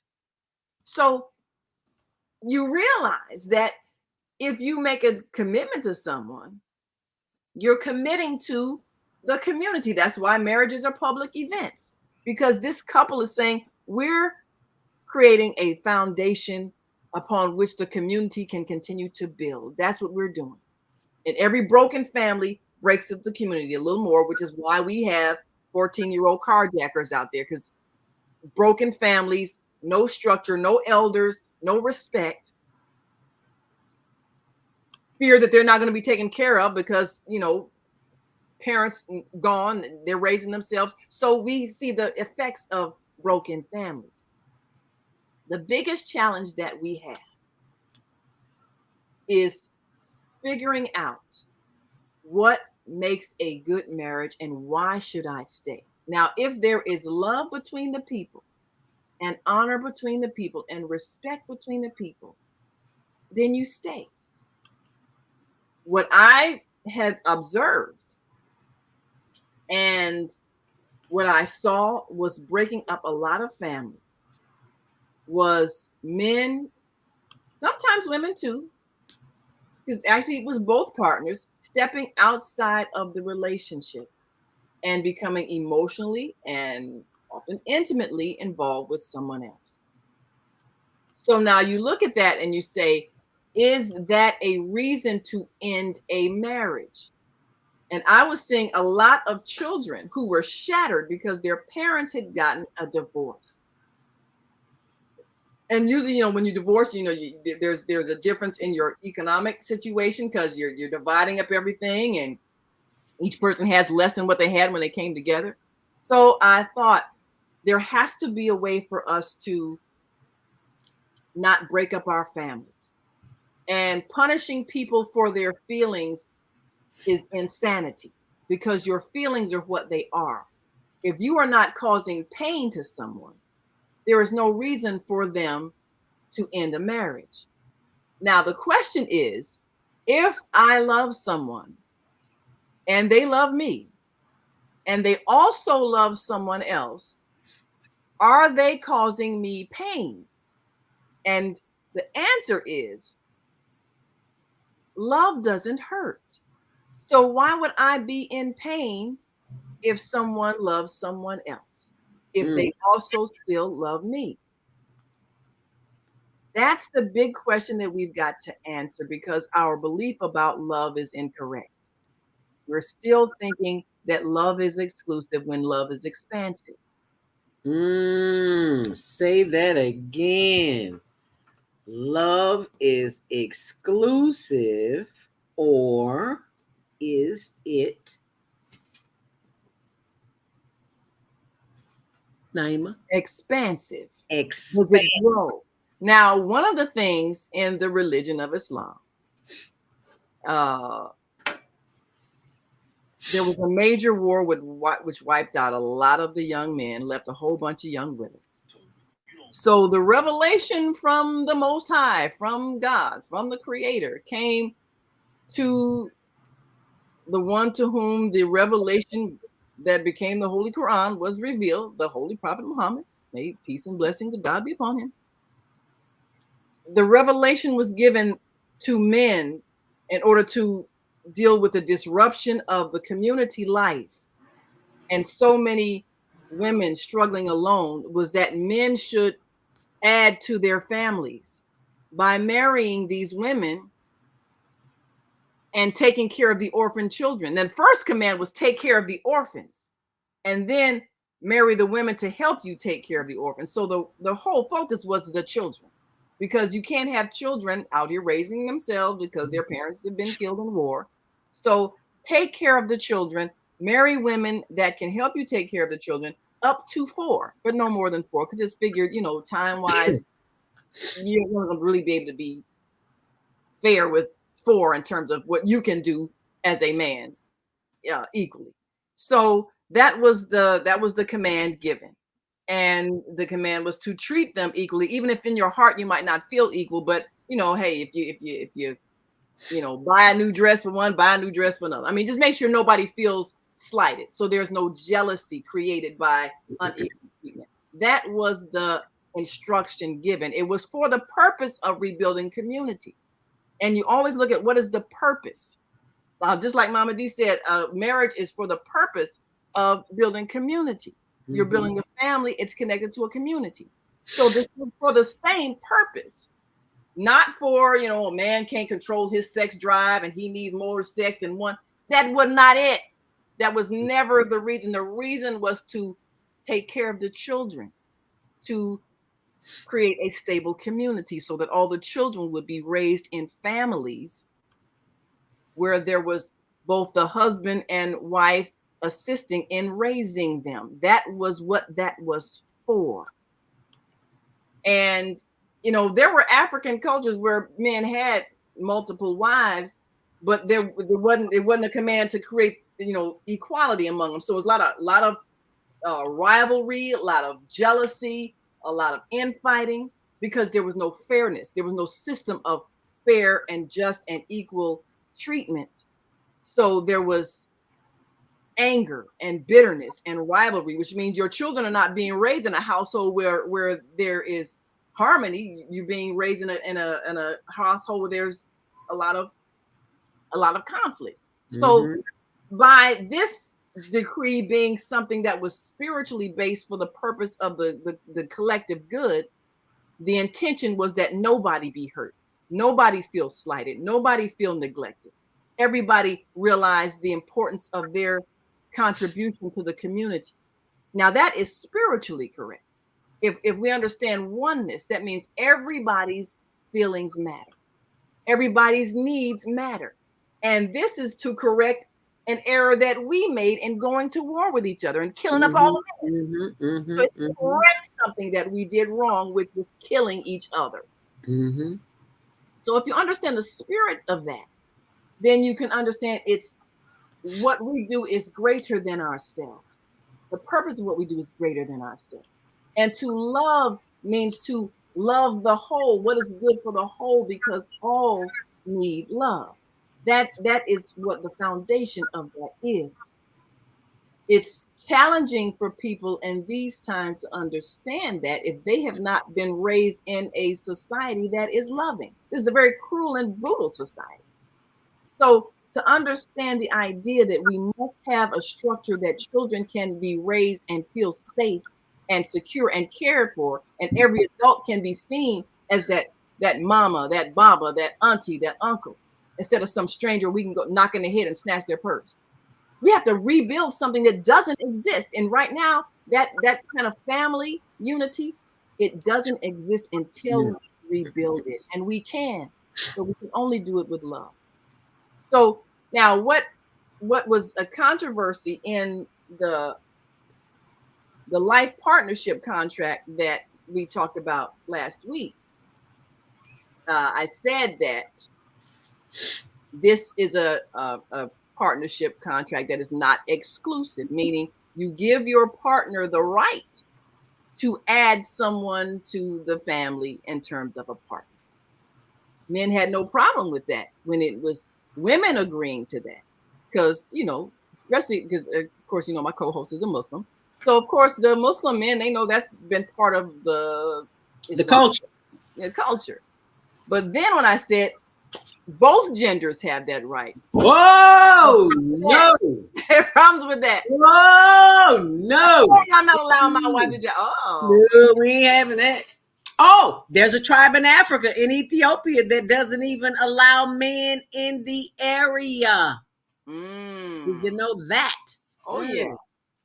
And when it comes to women having multiple husbands, there is a group, and I believe it is, I'm not sure, somewhere in India. I got to research because I don't remember what it is. But what happened in that area, there was a shortage of women So men had to share wives, and a woman would marry into a family and she would be the wife of all the brothers. That's how that was done, because that's an adjustment they made based on the population. That's and a big mental adjustment. Yeah, that's a big mental adjustment. So when it comes to family structure, you structure your families based on your population, the needs of the population, the ratio of male to female. And this is what I explained in the book, The Female Solution. Families are based on ratio of male to female, needs of the whole, how you take care of your children. Now, in the cases of some species of birds where there's a 1-to-1 ratio, okay, everybody got their own mate. But in case of, say, a herd of buffalo where there's a whole bunch of females and few males, well, then, you have several females to one male. So you basically, you make the adjustment based on whatever the ratio is, but it really is all about how can we best raise our children in a safe and loving environment. That's the purpose of a family. So this is why it's difficult for us as a people to evolve to this level, because like Maika was saying, we've been so damaged by misuse of sex, being misused as people to breed children. And so our purpose even for having sex was not having a family, but to enjoy the experiments and then produce some babies that could be sold off. And the idea was that if you do this to these people enough, you will kill the natural human capacity to care for their children. And then we can just have some people who just breed children. They thought that they could breed the humanity out of us, but that didn't happen. We still are the same human beings, even though we might have some really bad habits. And some of us, our emotional damage is pretty deep. And even the family histories of sexual abuse is pretty deep. We have a lot of healing to do, but the ultimate humanity that is inside of us, you cannot kill that, because that comes from God, and you cannot kill God. So this is why we can return to that family love and bond, but we do have to expand our understanding of love, because we have to include people in a family structure that is loving and caring. And we have to do it in a way that does not dehumanize them or shame them for being one who is sexual, because sexuality is part of humanity. And rather than us either misuse it or make it be something criminal, let us honor it by making sure it is part of a love relationship, a bonding relationship, a family relationship, where any children that are brought into that are loved and honored and cared for by both mother and father, or in the case, stepmother, stepfather, whatever the case may be. But every human being deserves a loving family. So that means we have a lot of growth to do, a lot of healing to do, and a lot of conversations to have about this, because the ultimate thing is still the emotions that people feel if they feel threatened by someone else being attractive to their mate. That is the bottom line of what we're dealing with. What makes you fear that? And have you had a childhood experience of abandonment that would make you think someone who loves someone else will abandon you? You stepping on the toes, girl. You stepping on That's where the fear comes from. You stepping on some toes, because that is exactly what I am dealing with right now as we speak, now that I am aware of it. That's why I had this episode up here, the episode that we did, releasing the need that created the pattern, that pattern of emotions, that pattern of thinking. Until we get to that point, as our monthly contributor Lionel Abdul Haq would say, who hopefully will be back with us next month. He's here with us every first Monday of the month. Is that we're having too much fun. All in the name of having fun. Ain't nothing wrong with having fun. Yeah. Nothing.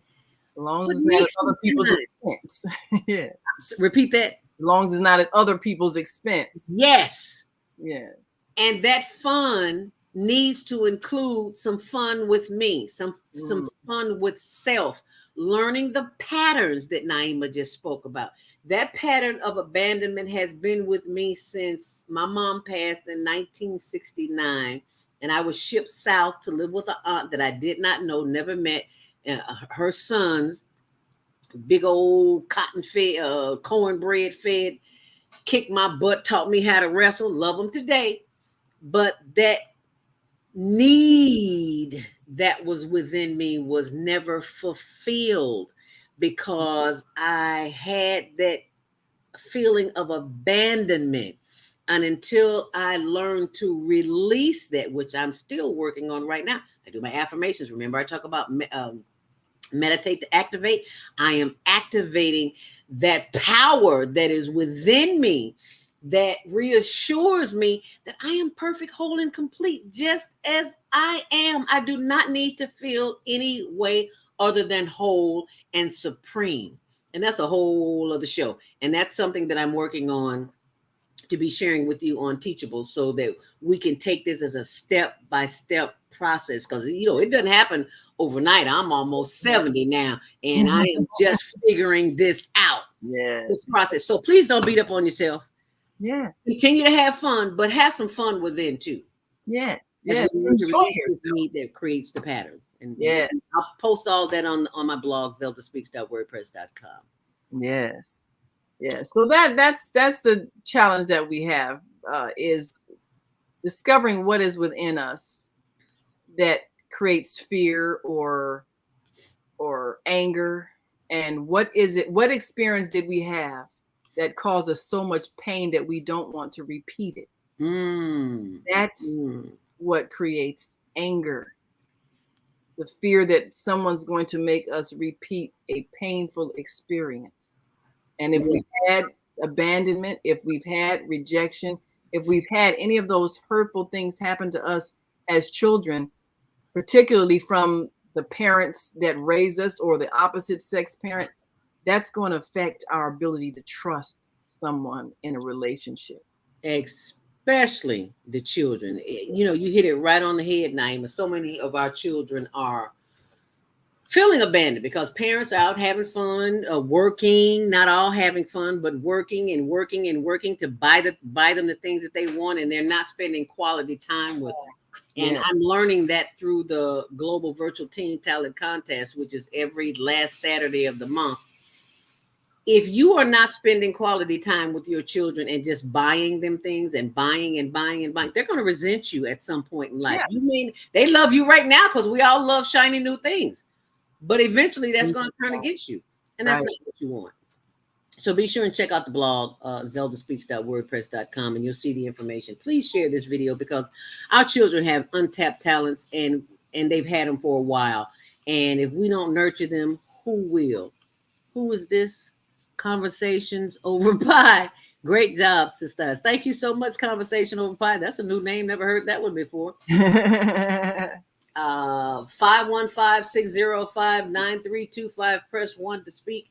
I'm going to show a crazy video. I'm not going to show it right now because it's 8:58 and I need to play the ending. But you all hold tight. Do you have time for an after show today, Naima?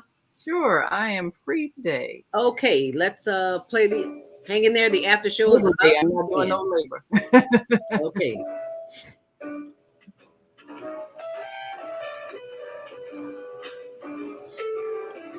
We've come to the end of our show today, but you can hear every show in the archives at www.blogtalkradio.com/the-female-solution.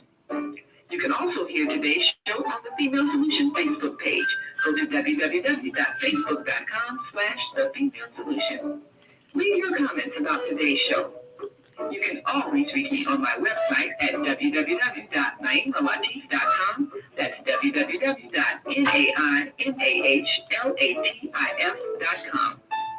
Watch our TV shows, listen to our radio shows, order our books, and be sure to get your copy of the book, The Female Solution. On behalf of our team of radio hosts, I'd like to thank all of you who participated in today's discussion. And to our global family listening from all around the world, we say thank you. To our family in China, Shishi. Shishi. India, Mandaban. Andaman. Japan, Arigato. Arigato.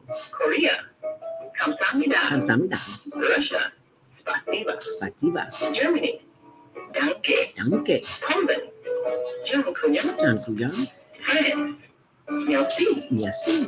Spain, Gracias. Gracias. Italy, Grazie. Gracias. Egypt, Shukran. Shukran. Ghana, Madasi. Madasi. Nigeria, Eshe. Eshe. South Africa, Niabonga. Niabonga. Senegal, Gere. Tere. Kenya, Asante. Asante. Israel, Toda. Toda. Pakistan, Shukriya. Shukriya. Afghanistan, Tashakur. Kashakur. Saudi Arabia, Shukran. Shukran. Assalamu alaikum wa rahmatullahi wa barakatuh. Thank you. And may peace be upon you and the mercy of God and God's blessings.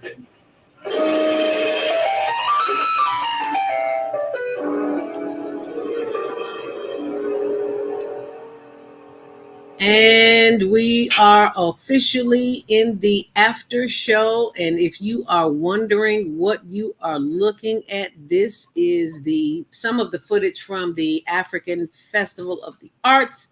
It is taking place right now as we speak in Washington Park, which is on 51st and Cottage Grove. And had such a good time there yesterday. I just wanted everybody to see the fun that was there, and it's all going on. Today is the last day. Today is the day to get the best deals. Yeah, people want to sell out, so they'll give you a discount. Yeah, especially the closer, the later it gets to you at the end of the day. I just love these baskets. I was like, wow, I've never seen baskets like this before. Look at this dress here. Is that not gorgeous? Ooh, now I'd wear something like that. Isn't that gorgeous? I just love it. So I just had to share that with you all. That's on our YouTube. Is that on our YouTube page? Yeah, I'm pretty sure it is. It is on. This one is on the Facebook page. HLN TV. Oh, look at the baby. Is she gorgeous? Hi, beautiful. Oh, is she cute? Okay, well, I just wanted to show that to you. You can go back and look at it. That footage is on Facebook.com. We've got, don't ask me how we got all this. Yeah, they are gorgeous, aren't they? Facebook.com. That one is on HLN TV 1. That's not on TV show. That's on HLN TV 1. So you can see that. I have never seen baskets. I think I tuned in part of the that's on HLN TV. Like but I just had to show that. Okay, now let's get back to the show. Use it as a laundry basket or a scarf basket or any kind But I was just having such a good time. I want to share that. So thank you for allowing me to share that with you this morning. Oh, wow. You can go in and see it yourself. Oh, beautiful things. Yes.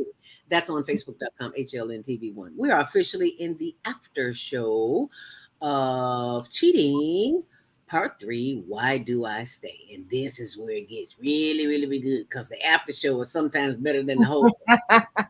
I shouldn't say that, should I? And of course, if you all didn't call in before 9, you won't be able to get on the switchboard. So you got to make your comments on our Facebook page, the Higher Learning Network .org Facebook page or YouTube channel if you want to make comments. But if you're on our switchboard, you can certainly still press 1 and yeah, because we see you.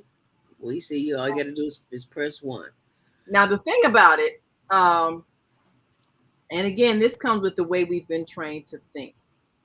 The idea is, if this person loves me and they truly love me, then they are incapable of loving someone else. And if they say they love someone else, then they have disrespected me. That is the thought that we are carrying when we think I'm going to leave this person for cheating on me, so-called cheating.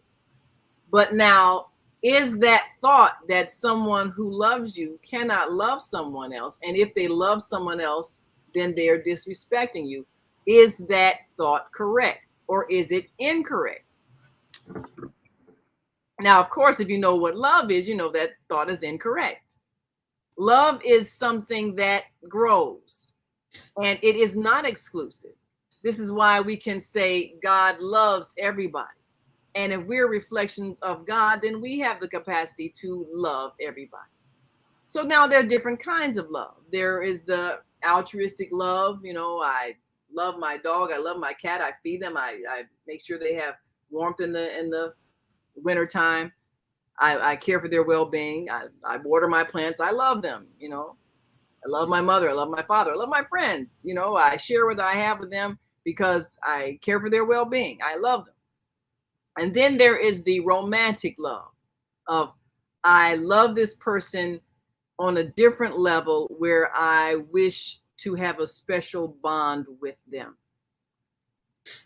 That's the kind of love that we argue over and we don't want to share with another because we feel that it should be exclusive. And if it isn't, then we've been cheated out of love. And that's an incorrect thought in terms of being cheated. Because love is something that is not confined or restrictive. It is something that can grow, and it is something that can be felt for more than one person. You have people who've grown up in families where maybe they were a child that was born in a family, and then their parents got ready to have another child, and they were angry because they felt like, I'm going to lose love. This new baby's going to get all the attention, and I'm going to be rejected.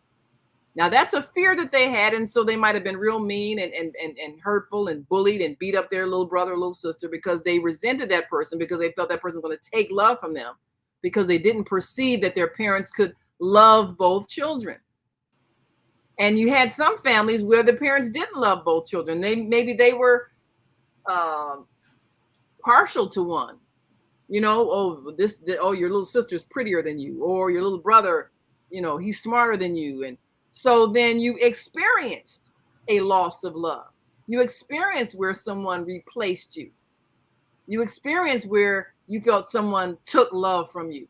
So if you had that experience in your family where maybe a sibling was preferred over you, the idea of being able to share a mate, you can't do that because you experienced someone that you felt took love from you in the form of a sibling that took love from your parents away from you, and you don't want to pardon me, you don't want to re-experience that pain. And so that's why things like resentment of someone or fear that someone could take love from you, that's where that comes from. It's fear of repeating a hurtful experience that you actually had in that area. So this is why it's important for even parents to understand, if you're going to have more than one child, how to teach these children to bond together as siblings and not feel like they're in competition for your love. And some parents do that because they think, oh, well, if I keep pointing out that your brother or your sister is better at something, I'll make you try harder. Well, no, you won't, because each person is individual and everybody has their own gifts and talents. So if you tell one, you got two daughters, and you tell one, oh, well, you're too fat. See how beautiful and slim your sister is? And you think you're going to make them lose weight by telling them that? No, you're going to make them hate each other. You're going to make them enemies. So that doesn't work. Pitting people against each other doesn't work. Never works. Cruel, and it's mean-spirited, and it creates deep emotional wounds that don't heal.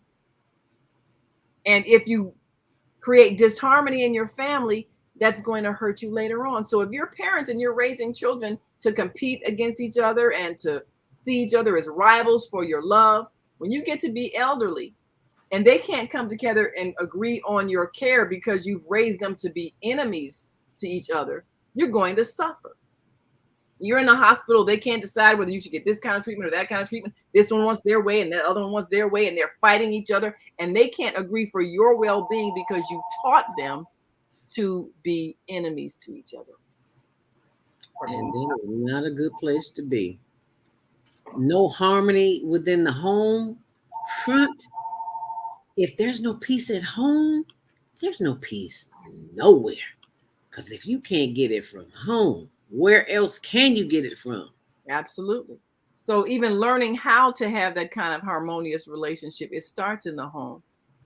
And it's difficult, even in approaching the idea of expanding one's family. You have people now that have blended families. A mother marries somebody and she's got children from a previous relationship. A father marries, he's got children from a previous relationship. So now you got to teach these children how to be sisters and brothers, and they don't come from the same mother and father. That's a challenge because you want then the step parents to give the same love to the stepchildren as they do to their birth children. Sometimes they can, sometimes they can't. So it takes a lot to understand what love is. Love is the desire for the well-being of the others. So if you're raising someone else's child that isn't your own, you didn't give birth to them or you didn't plant the seed for them, but they still need you to love them. That's a big challenge. And some people can do it and some people can't. Creates a lot of resentment as well. A lot of resentment. So you still have people who are dealing with the wounds of childhood. They might have been raised in families where there was a lot of conflict over, well, this ain't my child, you ain't my father, you ain't my mother, and well, she's better than you, or he's better than you. So if you had that growing up, and then you get to a point where you're trying to have a marital relationship, you bring all of that with you, all of the pain of that, all the memories of that, all the hurt of that, and you don't want to feel that hurt again. So you want a person to be exclusively bound to you. And you don't want to feel that they're going to be taken from you. You don't want to feel like somebody's going to make you feel like you have lost one that you love. You don't want that pain again. So it's difficult for people who've had that kind of experience to not be jealous or fearful or suspicious because they've had pain that they don't want to repeat. These are the kinds of things that you have to discuss with a person before you marry, because you need to know what is inside of them that they're going to bring outside of them once you marry. You're going to see the effects of their life once you marry them. However they were treated, whatever they went through, the dynamics of their family, you're going to experience all of that within your marriage. So you have to talk about these things so that you can understand it when you see it. You know what it is. And most couples don't talk about these things because most men aren't even raised to talk about their feelings at all, or their pain, or their hurt, insecurities. They don't talk until they're usually angry. Yeah, and then it comes out destructive in either verbal abuse or physical abuse because they have not been taught to trust someone enough to just explain that they're in pain.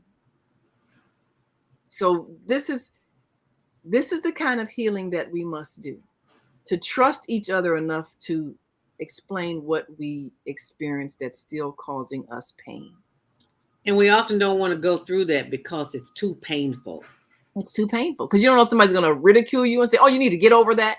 Yep. That's the worst thing to say to somebody, unless you have the tools and the techniques that are needed. Nothing's going to change. So you've got to take the time to position yourself to be in an arena where an environment where you can learn these tools and techniques. Yes. And spend some time with yourself. Yes. Fun is good. So have some fun with yourself. This is not all serious that you think it is. Right. You learn some things about yourself you didn't know. Right. And we're here to have joy. We're not here to be in pain. We're not here to suffer. We're here to experience joy and share joy. That's what we're here for. Life is supposed to be fun. It's supposed to be enjoyable. It's supposed to be pleasant. It's not supposed to be a chore. It's not supposed to be sad. So if you're married, your marriage is supposed to bring you joy. It's not supposed to bring you sadness and pain and hurt. It's supposed to bring joy. You're sharing the joy that you have with someone else. You're sharing the joy. So in a family, let's say if you decide to be foster parents in your family and you bring a foster child into your home, you're not bringing them into your home to abuse them or to make them like Cinderella. Okay, you do all the chores. No, you're bringing them into your home to share joy with them. That's what anybody being brought into a family is for, to share joy so that there will be more joy. That's what life is supposed to be for. It's hard for us to understand that if we have not experienced joy. Some people did not have joyful families. Some people had families that were always in conflict, always hurt, broken. So if you try to create something, you know what it looks like. It's trying to build a house and you've never seen a house. You got to know what it looks like. Right. That's why architects draw a drawing first. Okay, this is what it's going to look like. So we have to know what a healthy family looks like. We have to know what a healthy marriage looks like. If the only thing you have to show you what a healthy marriage looks like is two people arguing all the time and fighting all the time, eventually splitting apart and fighting over who's going to get the house and who's going to get the children. If that's the only vision you have, how are you going to create something that's healthy when the only model you have is unhealthy? That's the challenge that we had. What Mike is talking about with the slave situation, where for generations we had families that either were denied to be families because, oh, well, we need you to breed with this person, so you can't have no emotions. Just have sex. We don't need you. You can't have love.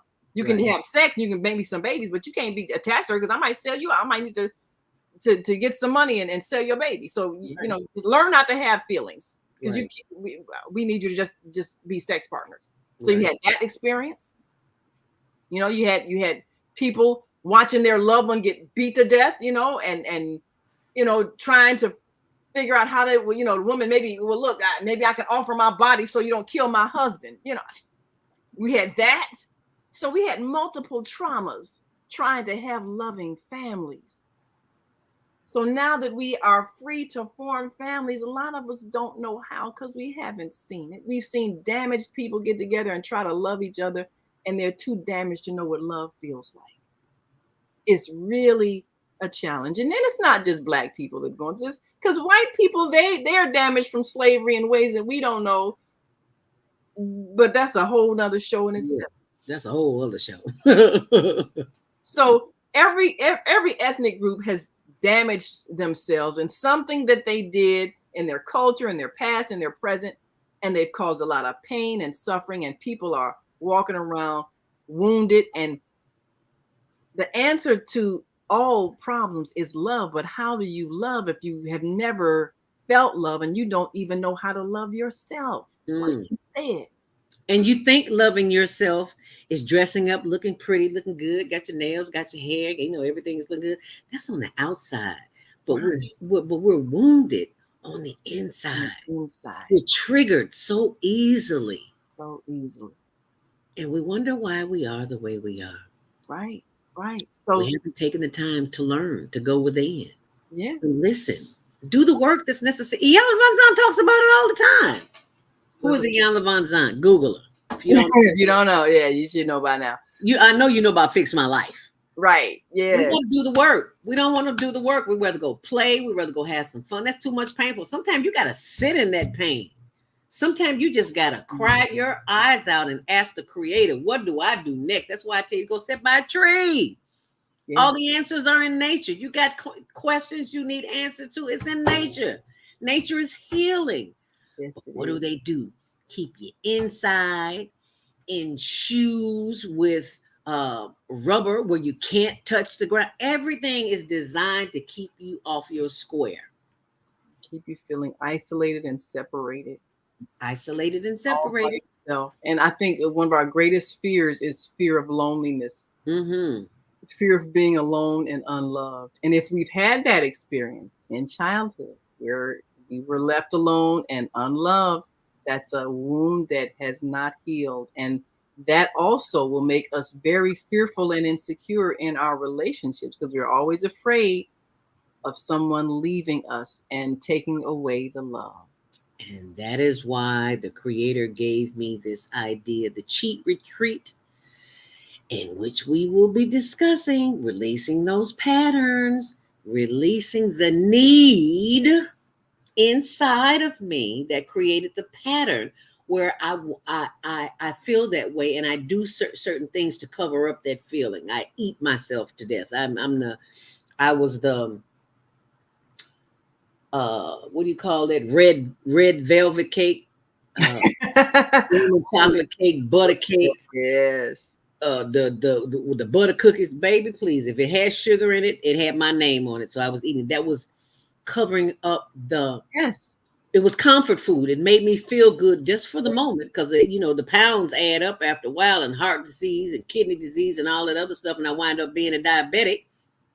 But by the grace of God, I went and sat by a tree, and Diabetic Donut came to me. There's a Facebook page, Diabetic Donut ABC. Go and see it. Or go to diabeticdonut.com. Download the free. There is so much free information out here. You just need to know where to get it.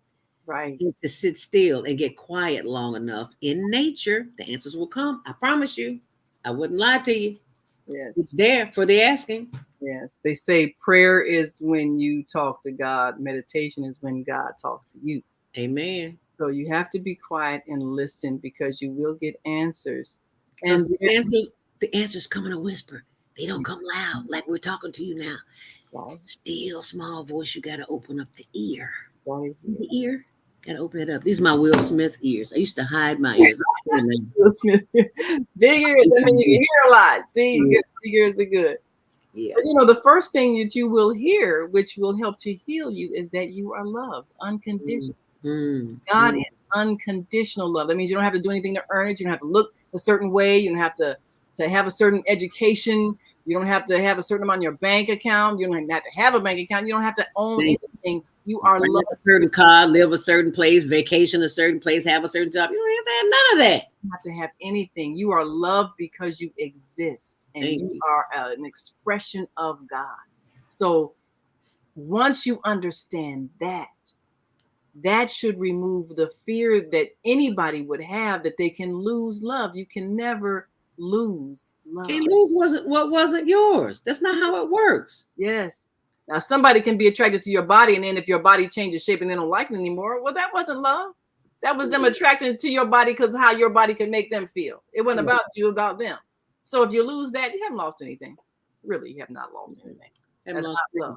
Love is from the soul. It does not leave you ever. Yes, it's part of you. Once you reach that level of love with a mate, it never leaves. Now, people can do hurtful things to each other to a point where they can't forgive anymore, and so they split because they can't forgive anymore. That's when and divorce happens when people feel that the other person's behavior toward them is too painful. Like you say, why do I stay? Well, if you're staying with someone who's hurting you, then that means you don't love yourself. Because love doesn't hurt.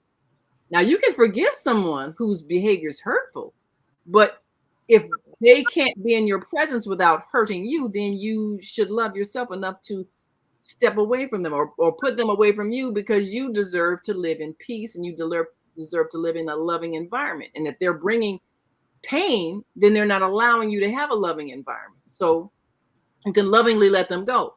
But now if they love you and you love them, but you discover that they have feelings for someone else, and yet they never stopped loving you, then how are you going to handle the reality that their feelings for someone are inside of them? It's part of them, part of their soul, which you don't own. No one owns the soul of another.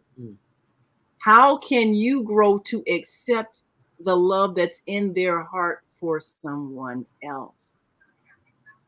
And if you say our relationship, our agreement as husband and wife is that their love is exclusive for me, and they say, well, my love is no longer exclusive, it has grown, then you are stuck in a situation that you cannot change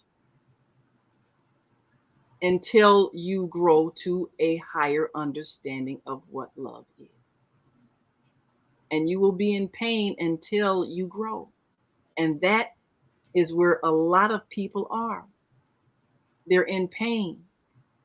But pain does not have to exist if you can understand the love of God, because God's love is inclusive. And when you reach that point of understanding, then you have understood what love is, because love comes from God and it is not exclusive or to be restricted or contained, but to be shared.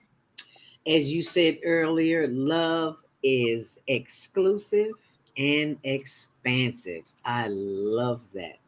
And many of our listeners have and viewers have preconceived thoughts about what love is, because that's what we've been taught. We have done the work to find out, and that's why we're going to do the cheat retreat, and people can participate. We've got a few comments here. Conversations over pie says, great job, sisters. Beata says, Grand Rising Queens. Mother Kai says, if you choose a worthy mate, then put the ring on his. All right now. All right. That's what Mother Kai said. Okay. And Conversations over pie says, Sissy Money. Viata says, marriage is not meant to be all joy, laughter, and comfortable. It's a school. Say that to teach us how to love unconditionally and solve problems. Oh my goodness. Did you hear that, Tony? Well, I'm a work in progress. Be patient with me. I'm still learning. I'm still in school. It most definitely, because you're going to, in that relationship, that unique relationship, you are going to reveal your innermost self. And some things inside yourself you didn't know were there. So your spouse is bringing that out of you for you to look at and resolve. Some of your greatest gifts, as well as some of your worst personality traits, are going to come out in that marriage. So now, if you can love someone unconditionally and say, I'm going to stay with you on your soul's journey until the end, and if you make that agreement, then that's what you're going to do. You're going to stay with them throughout their soul's journey until the end. As long as they're not threatening your physical safety, then you can stay in that relationship. And it doesn't mean you don't love yourself. It means you're willing to be patient with that person while they work on yourself, and they're willing to be patient with you while you work on yourself. You need to say that again. As long as they don't threaten you bodily harm. They're not putting you in physical danger because they're so out of their right mind that they could harm you. That's when you need to leave. Or even if they're emotionally abusive to the point where you feel like you're being damaged, your soul is being damaged, because verbal abuse can be as damaging as physical abuse. So if you're going to stay with someone, you still have an obligation to treat them kindly. You cannot stay with someone and verbally abuse them and expect the love to remain, because you're actually killing the love whenever you're verbally abusive. And if you kill the love, then sometimes it can be resurrected and sometimes it can't. Sometimes they don't want to feel the pain. So love doesn't hurt. If someone's hurting you, then you have to love yourself enough to step away from the hurt. But now, if they're going through something and you realize they're going through an inner struggle, and you choose to be patient with them and be supportive with them while they go through that struggle, that's a sign of love. And that's a good thing. And they have a responsibility to strive to get through that difficulty so that they can love themselves enough to be a loving spouse to you. So now, go ahead. It is a school. It teaches us how to love unconditionally and solve problems. Yes. Sometimes the problem is solved by ending the relationship because they're just too emotionally damaged to be a loving spouse. Sometimes the problem is resolved by getting counseling. So maybe a third impartial person can help us sort out these things and talk about these things that we're not able to talk about to each other because we're in so much pain. Sometimes the problem can be solved by us simply accepting that person as they are, because there's sometimes some things a person can change about themselves, some things they can't. And so if you're going to love them unconditionally, there's a point where you must just accept them for who they are. You can't change them. You can't restructure them. You can't make them act the way you want them to act. If you're going to choose to stay with them, then you're choosing to accept them as they are. Not, well, I'll love you if you become what I say you should be, because that's not love either. You know, that's control, which you can't do. So all of us end up learning that we can't control another person. You can only control your reaction, your response to them, and how you feel about a situation. You can't control that. You may not like it, but you can control it. Right. And sometimes people think they can use anger as a means of control. Well, I'll make them do what I want them to do because otherwise I have to face my wrath. And you know they don't want to do that. Well, okay, what they learn to do is avoid you. They'll stay away from you rather than deal with your anger. So now you have pushed away love, because if they're not in your presence, they don't want to be around you, then you don't get the love because they don't want to be around you because you're making them hurt. So like you say, we can only control how we respond to someone. If you respond lovingly to someone, then they'll respond lovingly to you. And even if they don't, it is your responsibility to learn tools and techniques to help keep you centered, to keep you grounded. Because if you don't do the work on you, nobody else will.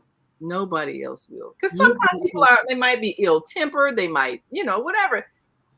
If you know that that's just something inside of them, you can ignore them and not know, oh, they must think I'm ugly. They must, it's not about you. It's about them. It's how they have maybe not learned how to manage anger, patience, or whatever. If you accept that that's a part of something they're struggling with, and you're going to love them unconditionally, you're going to love them anyway, then you keep yourself at peace. Okay, you're acting up today. I'll just, go for a walk and enjoy the trees and enjoy the birds. I'm just going to ignore you for now, and I'll come back and you'll be in a better mood, and I'll be fine. It won't disturb my peace. And even if you are, you're still upset when I get back, I'm going to let you stay upset, and I'm going to do my deep breathing to calm myself down, to keep my emotions in check, to keep all my inner organs up to par, because the stress that you give me, that's in my emotions. Remember that video I showed you at the very beginning of the show, the 432 hertz? That needs to be playing in the background all the time. 24/7. I know you got your favorite music you listen to, but that's good too. But there has to be a time where you learn to calm yourself down. That's what this one here is teaching me. Oh yeah. Well, every marriage is a lesson. I mean, I learned so much in my 20 years of marriage, and I know that each person that you marry is different. There are a lot of people that have been married more than once, and that's okay, because each marriage was a lesson. Each marriage give you an opportunity for more growth. Each person's going to bring something else out of you. So it's okay. If you've been married more than once, don't consider it a failure. Consider each one a lesson. It's okay. If it ends too, why do they make it you're a failure if you get a divorce? That's not a failure. You were at a specific place at a specific for a specific amount of time to learn whatever lesson you had to learn. When you go on. Just like Elizabeth Taylor and some other lady we were talking about the other day, been married 7 times, 8 times. Well, that's seven opportunities they had for growth with each of those people. So it's not a failure. It's a decision to end a relationship that served its purpose, to teach you what it was supposed to teach you about yourself. So each person teaches you something about yourself, and it causes you to grow a little more in your understanding. And so if you get to a point where you feel like, well, I don't ever want to marry again, it's too painful, well, that's okay too. Some people feel like they can't trust another person enough not to hurt them. So if that's how you feel, then you have to step back and evaluate, well, what did I do in each of these relationships that caused them to end in a way that was painful? What did I do? Not all these men are no good, or all these women are no good. No, what am I doing that's creating a painful outcome for me, so that the next love relationship that I have, I can do something differently. Maybe I can be kinder. Maybe I can be more patient. Maybe I can be more forgiving. Maybe I can be more generous. Maybe I can be more trusting. What do I need to change so that the experience that I have will change? So I think marriage is an opportunity, like Viata said, to learn, to grow, to experience, to feel even deeper love and acceptance. The greatest thing is to accept people for who they are. And sometimes we have a hard time with that because we think we're supposed to change somebody. But when if you dated them long enough to know what they are and you marry them, don't marry somebody thinking, well, I'm going to change you, I'm going to fix you. Oh, no. I'm here to tell you that one don't work. It does not work. They come as is. You're deciding you're going to love them as is. Not, well, if I can, I'll love you, but I'm going to make sure you stop smoking. Well, I love you, but I'll make sure you change your diet. Well, right. I love you, but I'm going to make you change your career. I love you, but I'm going to make you dress different. No, this is as is. And if you spend that marriage trying to change somebody, you're going to have a lot of conflict. Hello. I'm here to tell you. Because I can't say over the air some of the things that I said to my husband and I said to each other when we first got married. And he said he wanted to change me and I wanted to change him. But some things you just can't say in public. So we just have to keep that. We have to keep that to ourselves. But we all learn. Yeah. But the lesson is you can't change them. You can't do it. That's not how it works. Change is an inside job. And while you're trying to focus on them, we need to focus on me. Right. They have to look at themselves. They're a reflection of you. So if you see something negative in them, the question is, what is it about me that I see in them? Ooh, I don't like what I see. Ooh, that means I got to work on me. Oh my goodness, I thought it was about you. No, it's about me. Oh my God, I got to work on me. Yes, I do. And that's the hardest thing for people to see themselves. Yeah. He knows that. He called me hard-headed all the time. I'm not gonna change. That's who I am. I was that way when we met 20 years ago. Yes. He knows that now, but he didn't know that then. I want you to change. I don't cook. I didn't cook when I met you. I told you that I don't cook. You thought I was lying? And he cooks and he loves to cook. And I love helping him cook. I wash the dishes. I'm now the sous chef. Because I didn't know that until I watched the shot. Somebody got to cut up the onions, the garlic, the tomatoes, the bell peppers, and the celery. Somebody got to cut it up. See, now y'all work that out. You can do the prep. But it was a training period. Yeah. I want you to change.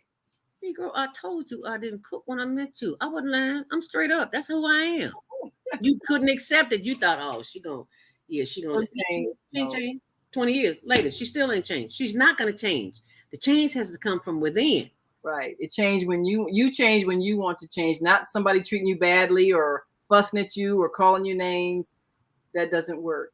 And a lot of us were raised by parents, especially mothers. One parent that thought that the way you motivate your child to do what you want them to do is to be critical. To call them names, to say, oh, you ain't gonna never be nothing, to say all these negative things so that they will be motivated to try to prove you wrong. That's a parenting technique that our parents thought worked. And so many people use that technique. It's very damaging. It's very destructive to your self-esteem. It causes lifelong wounds to your spirit. People don't know that who do that to their children. They don't know that it's hurtful. They really believe they're motivated. And they might produce a child that's workaholic, tries hard, gets straight A's and head of the class and top athlete and all that stuff. They might produce an overachiever type of person. But on the inside, that person never feels good about themselves because you planted the seed as their parent that they're never going to be good enough. Yep. As a way to try to motivate them to try harder. And so they try harder, but they don't feel good about themselves. So have you really helped them by raising them that way? Mm-hmm. So that's another thing we got to look at. Is that part of what my experience has been growing up, that my parents made me feel like I wasn't good enough? I always had to try extra hard and it still wasn't good enough. Well, if I had that wound inside of me, then as soon as my spouse criticizes something, it's like a knife wound, bringing back that same pain. Yep. And I can't stand it. Mm-hmm. So my response is going to be rage. And they're wondering, wait a minute, I just said, could you sweep the floor a little better? Right. You cuss me out. Yeah, but you brought back memories of pain, of criticism, and being made to feel bad, and being made to feel worthless, and being made to feel like nothing after I tried to do something and not been appreciated. So all of that pain comes out of you when your spouse does that little criticism because of how you were raised by people who were extremely critical as a means to try to motivate you to try. Sisters, we have got to learn how to bridle this tongue. I'm talking about me now. But sometimes you just need to be quiet. Don't say nothing. Don't say a word. Just start doing some deep breathing. And I promise you, it will make a difference. Less arguments for sure. Vieta says some people don't learn the lessons in marriage because they hold on to an inflated ego and continue with the same baggage from previous relationships. And soul contracts keep us in difficult relationships meant to end karmic cycles. We observe without judgment when we overstand these dynamics. Ooh, in all thy getting, get overstanding, not understanding. Overstanding. Thank you, Vieta. Vieta also says, but Zelda, you make some great smoothies to help him stay healthy. Yes, I do. No need to cook, just prepare loving real food. Yes, I do, because we don't know that the food that we eat is killing us. Yeah. Anything that is not alive has live enzymes like fruit that have seeds and water. If it doesn't have seeds in it, we shouldn't be eating it. If it doesn't have water in it, we shouldn't be drinking it. So I'm the smoothie queen. Can I get a witness, baby? so you're doing your part. Yeah, I'm doing my part. I can't cook, but I can make a mean smoothie. Yeah, got him halfway, half and half. It's a process, so don't beat up on yourself. Yeah, don't beat up on this. You are who you are. I mean, my husband was a great chef, and I didn't mind the fact that I was not the greatest cook. You know, my daughter would tell you he was the cook in the family. I was the one that washed the dishes, and we were cool with that. You know, if he was at our house for dinner when he cooked, if I invited him to dinner, if I was cooking, oh, I got an appointment. I'm sorry, I can't make it. So, but that's okay. After a while, I didn't even hurt my feelings no more. I understood. You know, I am not the What you said, Tony? I know that move. Wow. But that's all right. You know, hey. I am not the only one. Thank you very much. I testify.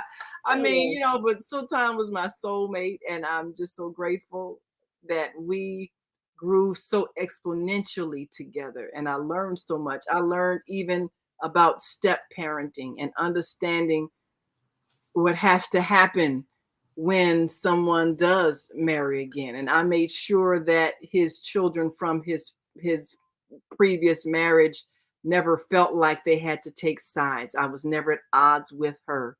And that at the end times of my husband's life, we had a last dinner at my brother-in-law's house, and his ex-wife came, and I was there, and all the children were there, and we were sitting all together watching a movie, and I was braiding his ex-wife's hair. We were watching the Star Trek movie together, and I saw my husband look at us and just had this look of peace on his face, like, everybody's gonna be all right. Yeah, my family's all together, and everybody's gonna be all right. And that's why you say we women have the power to change things, to change this world, because we have it and we don't even know it. And if we don't know it, we can't even exercise it. So how is that possible? You are a prime example of that. Two sisters. This was his former wife, right? Former wife, you know, mother of his children, who are sisters and brothers to my daughter.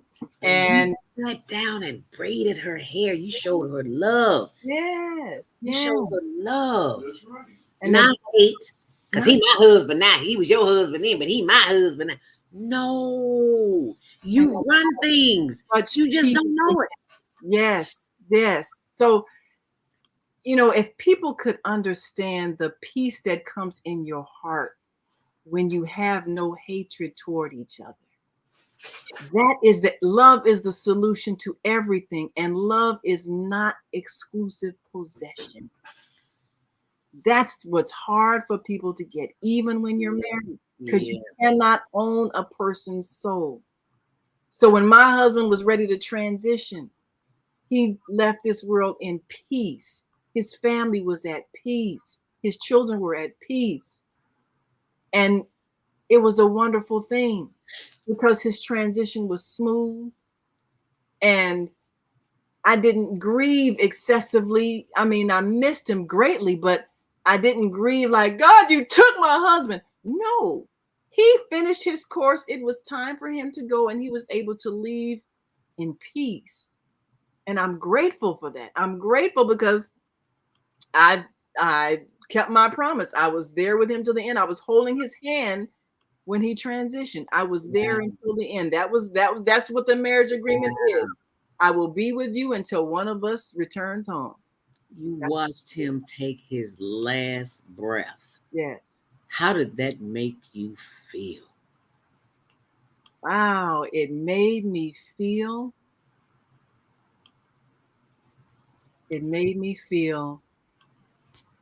that our love was eternal.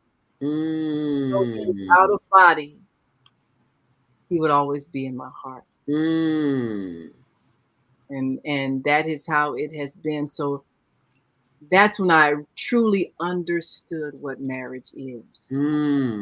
It's an agreement to be with that person during their journey and stay with them until the end. That's what it is. Wow, that's powerful. Yes. That is powerful. And it's power that we have that we don't even know about. I love it. Vieta says, strong sisterhood will build a new earth with healthier men and women. That's why we as women have got to stop blaming the other woman. When your male partner or female partner decides to become intimate physically, mentally, emotionally with someone else, that is the time to go within. That is not the time to attack him, her, she, it, them, we, she, be, whatever the name is, LGBTQ, whatever.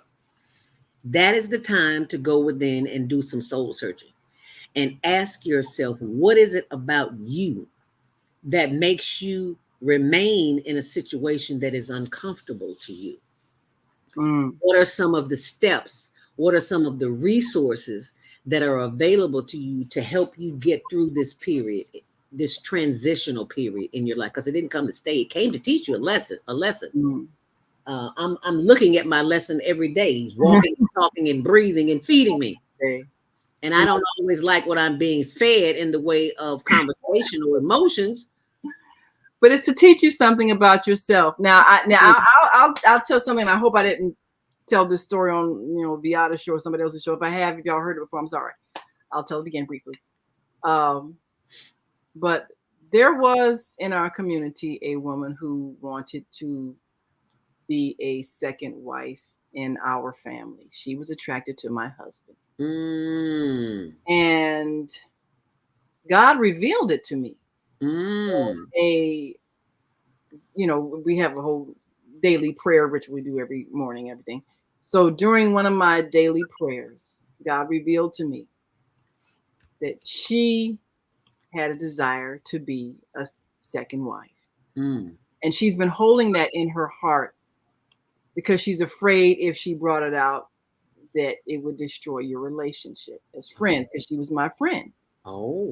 So God told me, because she was scheduled to come and visit us later that day. She was going to come in town and spend a day or so with us.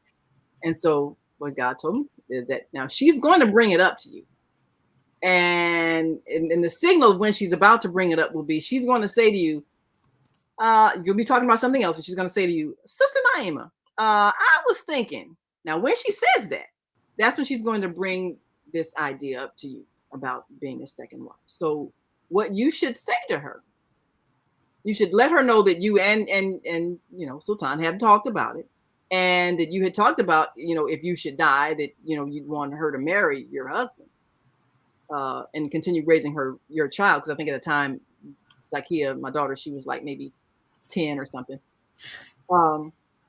you should let her know that that's been talked about so that she won't have this burden on her heart that she's desiring your husband, because that is a burden on her heart. So this is what God told me. She's going to bring it up. So now, later that afternoon, she came in town. We're sitting around, we're talking about something else. And then she says out of the blue, but Sister Naima, I've been thinking, that was the signal. She's going to bring it up. And she said, I was thinking about what it would like to be a co-wife. Now she said that, and I was told she was going to bring it up. So I said, yeah, actually me and Sultan had talked about him marrying you should something happen to me. And, I wanted Zakia to have a mother that I feel like I could trust to continue raising her. So we talked about that. And, and she just kind of like, oh, and I could just see like relief, because she didn't know if I was going to cuss her out. I'm out, but my husband, yeah, I don't believe in that stuff. And she didn't know if I was going to do that or not. And she would lose me as a friend. So she didn't know how I was going to respond. So that brought such relief to her. So we were able to have that discussion and talk about it. And again, I discussed it with my husband. I said, well, she really is interested in marrying you. And he said, well, I'd have to really wrap my mind around that, because, even though you all are the same age, I kind of see her more as a daughter, because, I had a 20-year age gap, but he saw me as a partner because we were. So he said, well, I had to really think about that, but he was open to the idea. Now, God, in his sense of humor, had it so that when my husband, after he was diagnosed with cancer, he said, well, I can't really consider marrying another woman because I wouldn't be able to, perform my husbandly duties to her, and my body being racked with this disease. I'd have to. So we just had to kind of focus on trying to get him healed. And then when we got to the point, we realized he was not going to heal. He was going to transition from this. I realized, okay, this isn't going to happen. I just got to focus on being the best spouse I can be until the end. And of course, what happened after that is that God put me in a situation where I experienced someone who was having difficulties because they had a desire to have that kind of, multiple woman relationship, but they were not of a religion that allowed that. They were Christian. Oh. And so what God allowed me to see was what it feels like when you are involved with someone who is involved with someone who doesn't have the emotional capacity to accept the idea of love being expansive, where it is inclusive and can include more than one person. What does that feel like when you feel another woman's jealousy? So instead of the loving sisterhood that I had with the sister who I was willing to welcome into my family, I experienced the wrath of a woman who was angry at me because the person she was involved with was also attracted to me.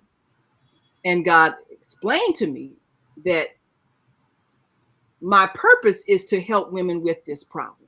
That is one of my purposes for being on earth. So in order for me to help women, I need to be able to see the situation from all sides. As long as I can only see it from the side of a Muslim woman who had a religious belief that allowed this, I wouldn't be sensitive to women who are not of that faith and are going through the intense emotions of someone attracting their husband. I wouldn't be sensitive to their hurt. I'd be, how come she can't understand it? So I had to experience all sides of that situation in order to help women, because this issue is the issue we have to resolve if we're going to heal the hurt in our community and rebuild our families. Our families are broken. They've been broken by history. They've been broken by emotional distress that we grew up experiencing. They've been broken by our lack of seeing healthy families. We, the women, have to heal, and we have to understand it so we can heal our children.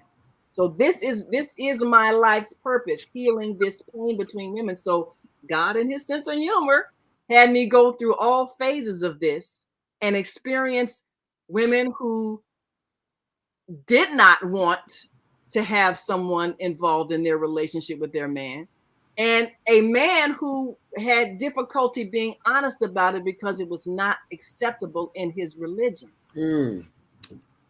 And so helping all of these people understand a concept that they didn't have the cultural experience to understand, they didn't have the historical experience to understand, that is challenging. Because the only thing people know is, I don't want been taught. My man, you know. Yep. What we've been taught. I'm gonna cheat on my girl, I'm gonna cheat on my wife. I can't say because then they'll be mad. You know, that's the only thing they know. Right. So how do you help people raise their consciousness to a higher level, a higher expression of love, and create a culture that they have not seen in a healthy way? And the culture that they're in is not healthy, but it's the only culture that they know.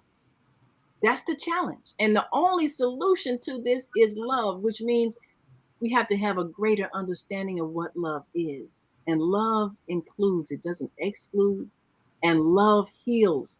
And love is kind, love is patience, love is forgiving. And we have to be able to be all these things to each other as women if we're going to, like Beata said, help the men heal. It's a big challenge because it's a lot of emotions involved. And I've seen and felt all sides of those emotions so that I could understand. So I empathize with everybody who is going through pain because I've been through it. And God took me through it on purpose. It would have been easy if my husband been here. We'd have had a multiple wife situation. I said, oh, y'all can do this. See, that's no problem. But I had to see what happens when, what about if the women don't agree? What about if the man don't know how to be honest? What about if there is so much anger that you can't even talk about it? Yeah. How do you deal with that? I had to go through that so I could have the experience to be sensitive to people who are going through. No, I don't ever remember you sharing that, Naima. I just don't. I don't remember that. I told all the depth of that. You might have told that on another show. I ain't never heard that one. I was like, alrighty now. Okay, but the fact that you said, when you said what you said, and you saw a sign of relief on her face. Yes. That just brought the situation to a whole new level. There was no argument. There was no disagreement. It was just, it is what it is. And this is how we're going to handle it. Yeah.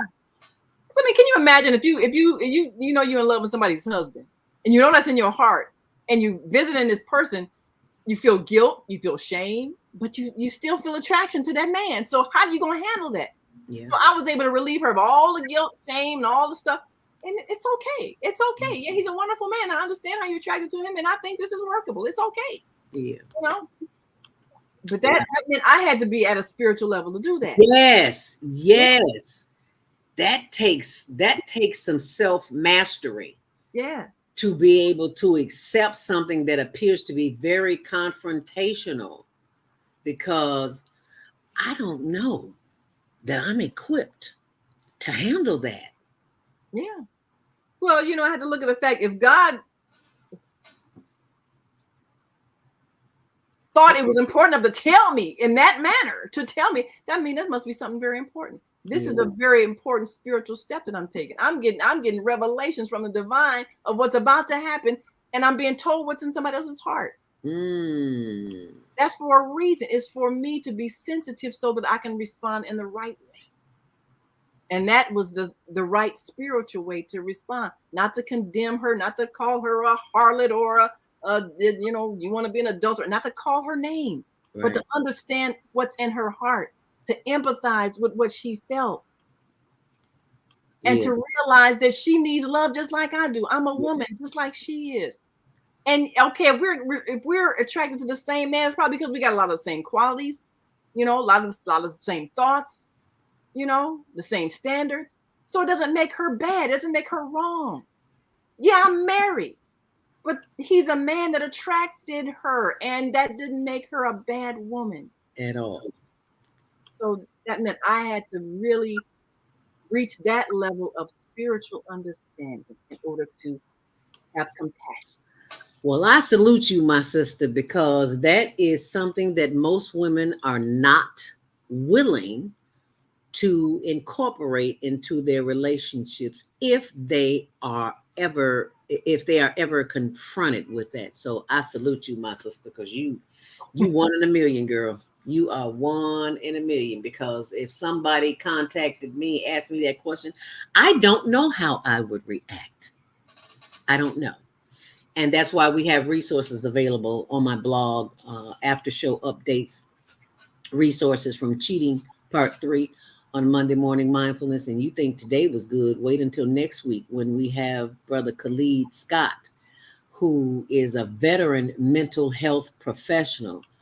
It was not my intention to have to continue this cheating. It's just such a demand for it. That is the mission of the female solution, is to meet the demand of what is needed from our listeners. So next week we have Khalid Scott, back to school basics. He'll be on at 8 a.m. So Naima and I will be here from 7 until 8. Well, Naima will join at 7:30 as she always does. And we will discuss more of that, because there is so much chaos and turmoil in the community, not just the African American community, but in the Cuban, the Latin, the Greek, the Polish, the Asian. All communities are experiencing this from a high level of tension, and it is just destroying the fabric of our culture. Yeah. Because we can't eat it away, we can't drink it away, we can't smoke it away, we can't screw it away, excuse my French. We can't do any of that. It's an inside job. We have got to get to a tree, y'all. Yeah. We got to do the work, and we don't want to do the work, but we got to do it, because otherwise it's going to haunt us until we leave the planet. And that may offend somebody, and I'm not even apologizing for it. It is what it is. It is what it is. So if you want to give us a closing thought, Naima, while I find our closing. Well, actually, I haven't played our the Female Solution promo. So go ahead and give us a closing thought, if you would, please. Well, this morning on my 5:55 address, which I do on Facebook Live every morning, I mentioned, or I'm promoting a particular narration of a man's near-death experience, and it kind of really affected me profoundly, because what he saw during the time he was dead and he was reviewing his life, he saw how his actions affected everybody. And when he said one little act of kindness he did in pouring water on a tree that was, dry and thirsty, it was like there was great applause in heaven. Like this was the greatest thing he could have done. And he was surprised something like that got such accolades. And he said, because you did it as an act of kindness from your heart. That's valuable. And then he saw how when he had beat up this little boy in his grammar school, bullied him, beat him up, and the boy went home crying and everything. And he saw how the negative energy from that little boy, it was affecting everything. It went out into the universe. It was affecting the trees, the plants all around where he walked down the street. It affected the rocks, because he said everything is alive and everything feels your energy. He was that little boy that he beat up.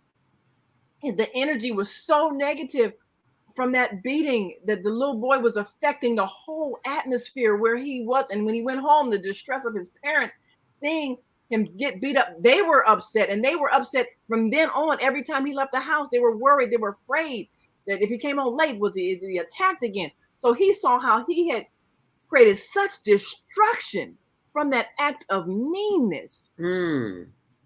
And when he described what he saw, I thought about that. I said, if we could see every act that we do and what it affects, not just people, but the environment, the air, the water, the rocks, the soil. When we're mean, we would never be mean to a single soul. We would never say any nasty thing. If we saw the energy and what that does, and if we saw the beauty of the act of kindness, even to the plants, the animals, the wonderful joy that into the universe, we would be so conscious to do loving, joyful things to people, if we could see what actually is happening in the spirit realm whenever we do something, we would be so conscious of how we treat people.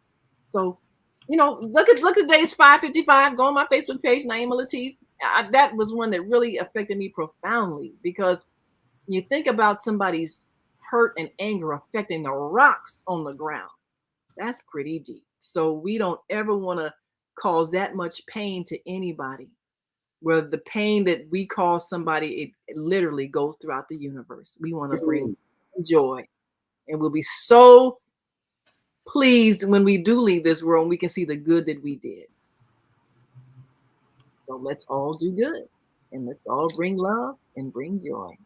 And we can do that by getting quiet and listening to the still small voice that is within us. And when we do that, we are acknowledging, we're letting the Creator know that we are paying attention. And when we pay attention, when we give our attention to that which is responsible for us being here, things will change and you will see them slowly but surely. And this is one way to do that, and that is to meditate to activate. Now, if you go to the website, you'll see one price. But if you go to the website and you order the t-shirts now that we did during Monday Morning Mindfulness Meditation, you will get half off today only. How about that? And it's tax deductible. So be sure and check out higherlearningnetwork.org. And that information is available on higherlearningnetwork.org. Last but not least, we are going to play the outgoing Female Solution broadcast. We want to thank you for being a part of this experience this morning, and we look forward to seeing you here next Monday Morning Mindfulness. We'll do it all over again. And by the way, be sure and tune in tomorrow morning for self-care with Jody Susan. And on Wednesday, Naima, what's the show going to be about? Well, we'll be doing part 2 of the life partnership contract. Further, is it a document that can solve the problems of our broken families? Sorry about that. Don't know what happened. And on Thursday? And of course, we've got Soulful Solutions with Dr. Debbie Green. And tune on in, get some soulful healing, and definitely take advantage of having your own weekly therapist right here on the Female. Yeah, free. Yes, you need it. Because we need it and we don't even know that we need it. That's the sad part about it. We need it and we don't even know we need it. And it's free. It's available free of charge. All we have to do is show up. Just show up. And Friday? And Friday, health and well-being with Viata. Learn how to keep that body in tune so it can continue to serve you well, and learn about some things that you can do to perhaps reverse some damage that you may have done in the body that you're in, because these bodies were made to last if we treat them right. So I met so many 80-year-old women yesterday at the African Festival of the Art, which is still going on right now until 9:00 tonight. I met so many 88-year-old women that look good. You have got to see these videos. Yeah. They're on my page, on my Facebook page, HLNTV1. You have got to see that. And just remember to do something special for yourself, because it ain't but one you. That's right. And of course, we got Saturday at 12 noon our cheat retreat. So make sure you tune in 12 noon for that. And if you're struggling in a relationship and your partner's been unfaithful or you've been unfaithful, you want to join us, because we want to talk about how do you resolve that. Ultimately, the idea is to get rid of the pain, whatever decision you need to make. So join us for the cheat retreat this Saturday, September 10th, 12 noon on the Female Solution. On the Female Solution. As we close out, we want to thank you. Please, thank you for sharing this video with someone. The Female Solution Global Radio TV Show invites you to an invigorating conversation with our team of hosts Monday through Friday, 7 a.m. to 9 a.m. Central Time. Start your week with Monday Morning Mindfulness with Zelda Speaks. Tuesdays, Self-Care with Jody Susan. Wednesdays, Repairing Broken Families with Naima Latif and co-host Kareem Hamid. Thursdays, Soulful Solutions with Dr. Debbie Green. And Fridays, Health and Wellbeing with Beata. Saturdays, tune in 12 noon to 2 p.m. Central Time. First Saturday, Success Strategies with Jana. Second Saturday, Wendy Williams Esquire on relationships. Third Saturday, Move Around with Deborah. And fourth Saturday, Wisdom with Mama D. Join us Sundays, 7 p.m. to 9 p.m. Central Time for Soul Purpose Healing with Beata. Call in and comment 515-605-9325. Press 1 to speak to the host and be a part of the solution. Thank you so much for being with us here, and we will see you tomorrow on Soul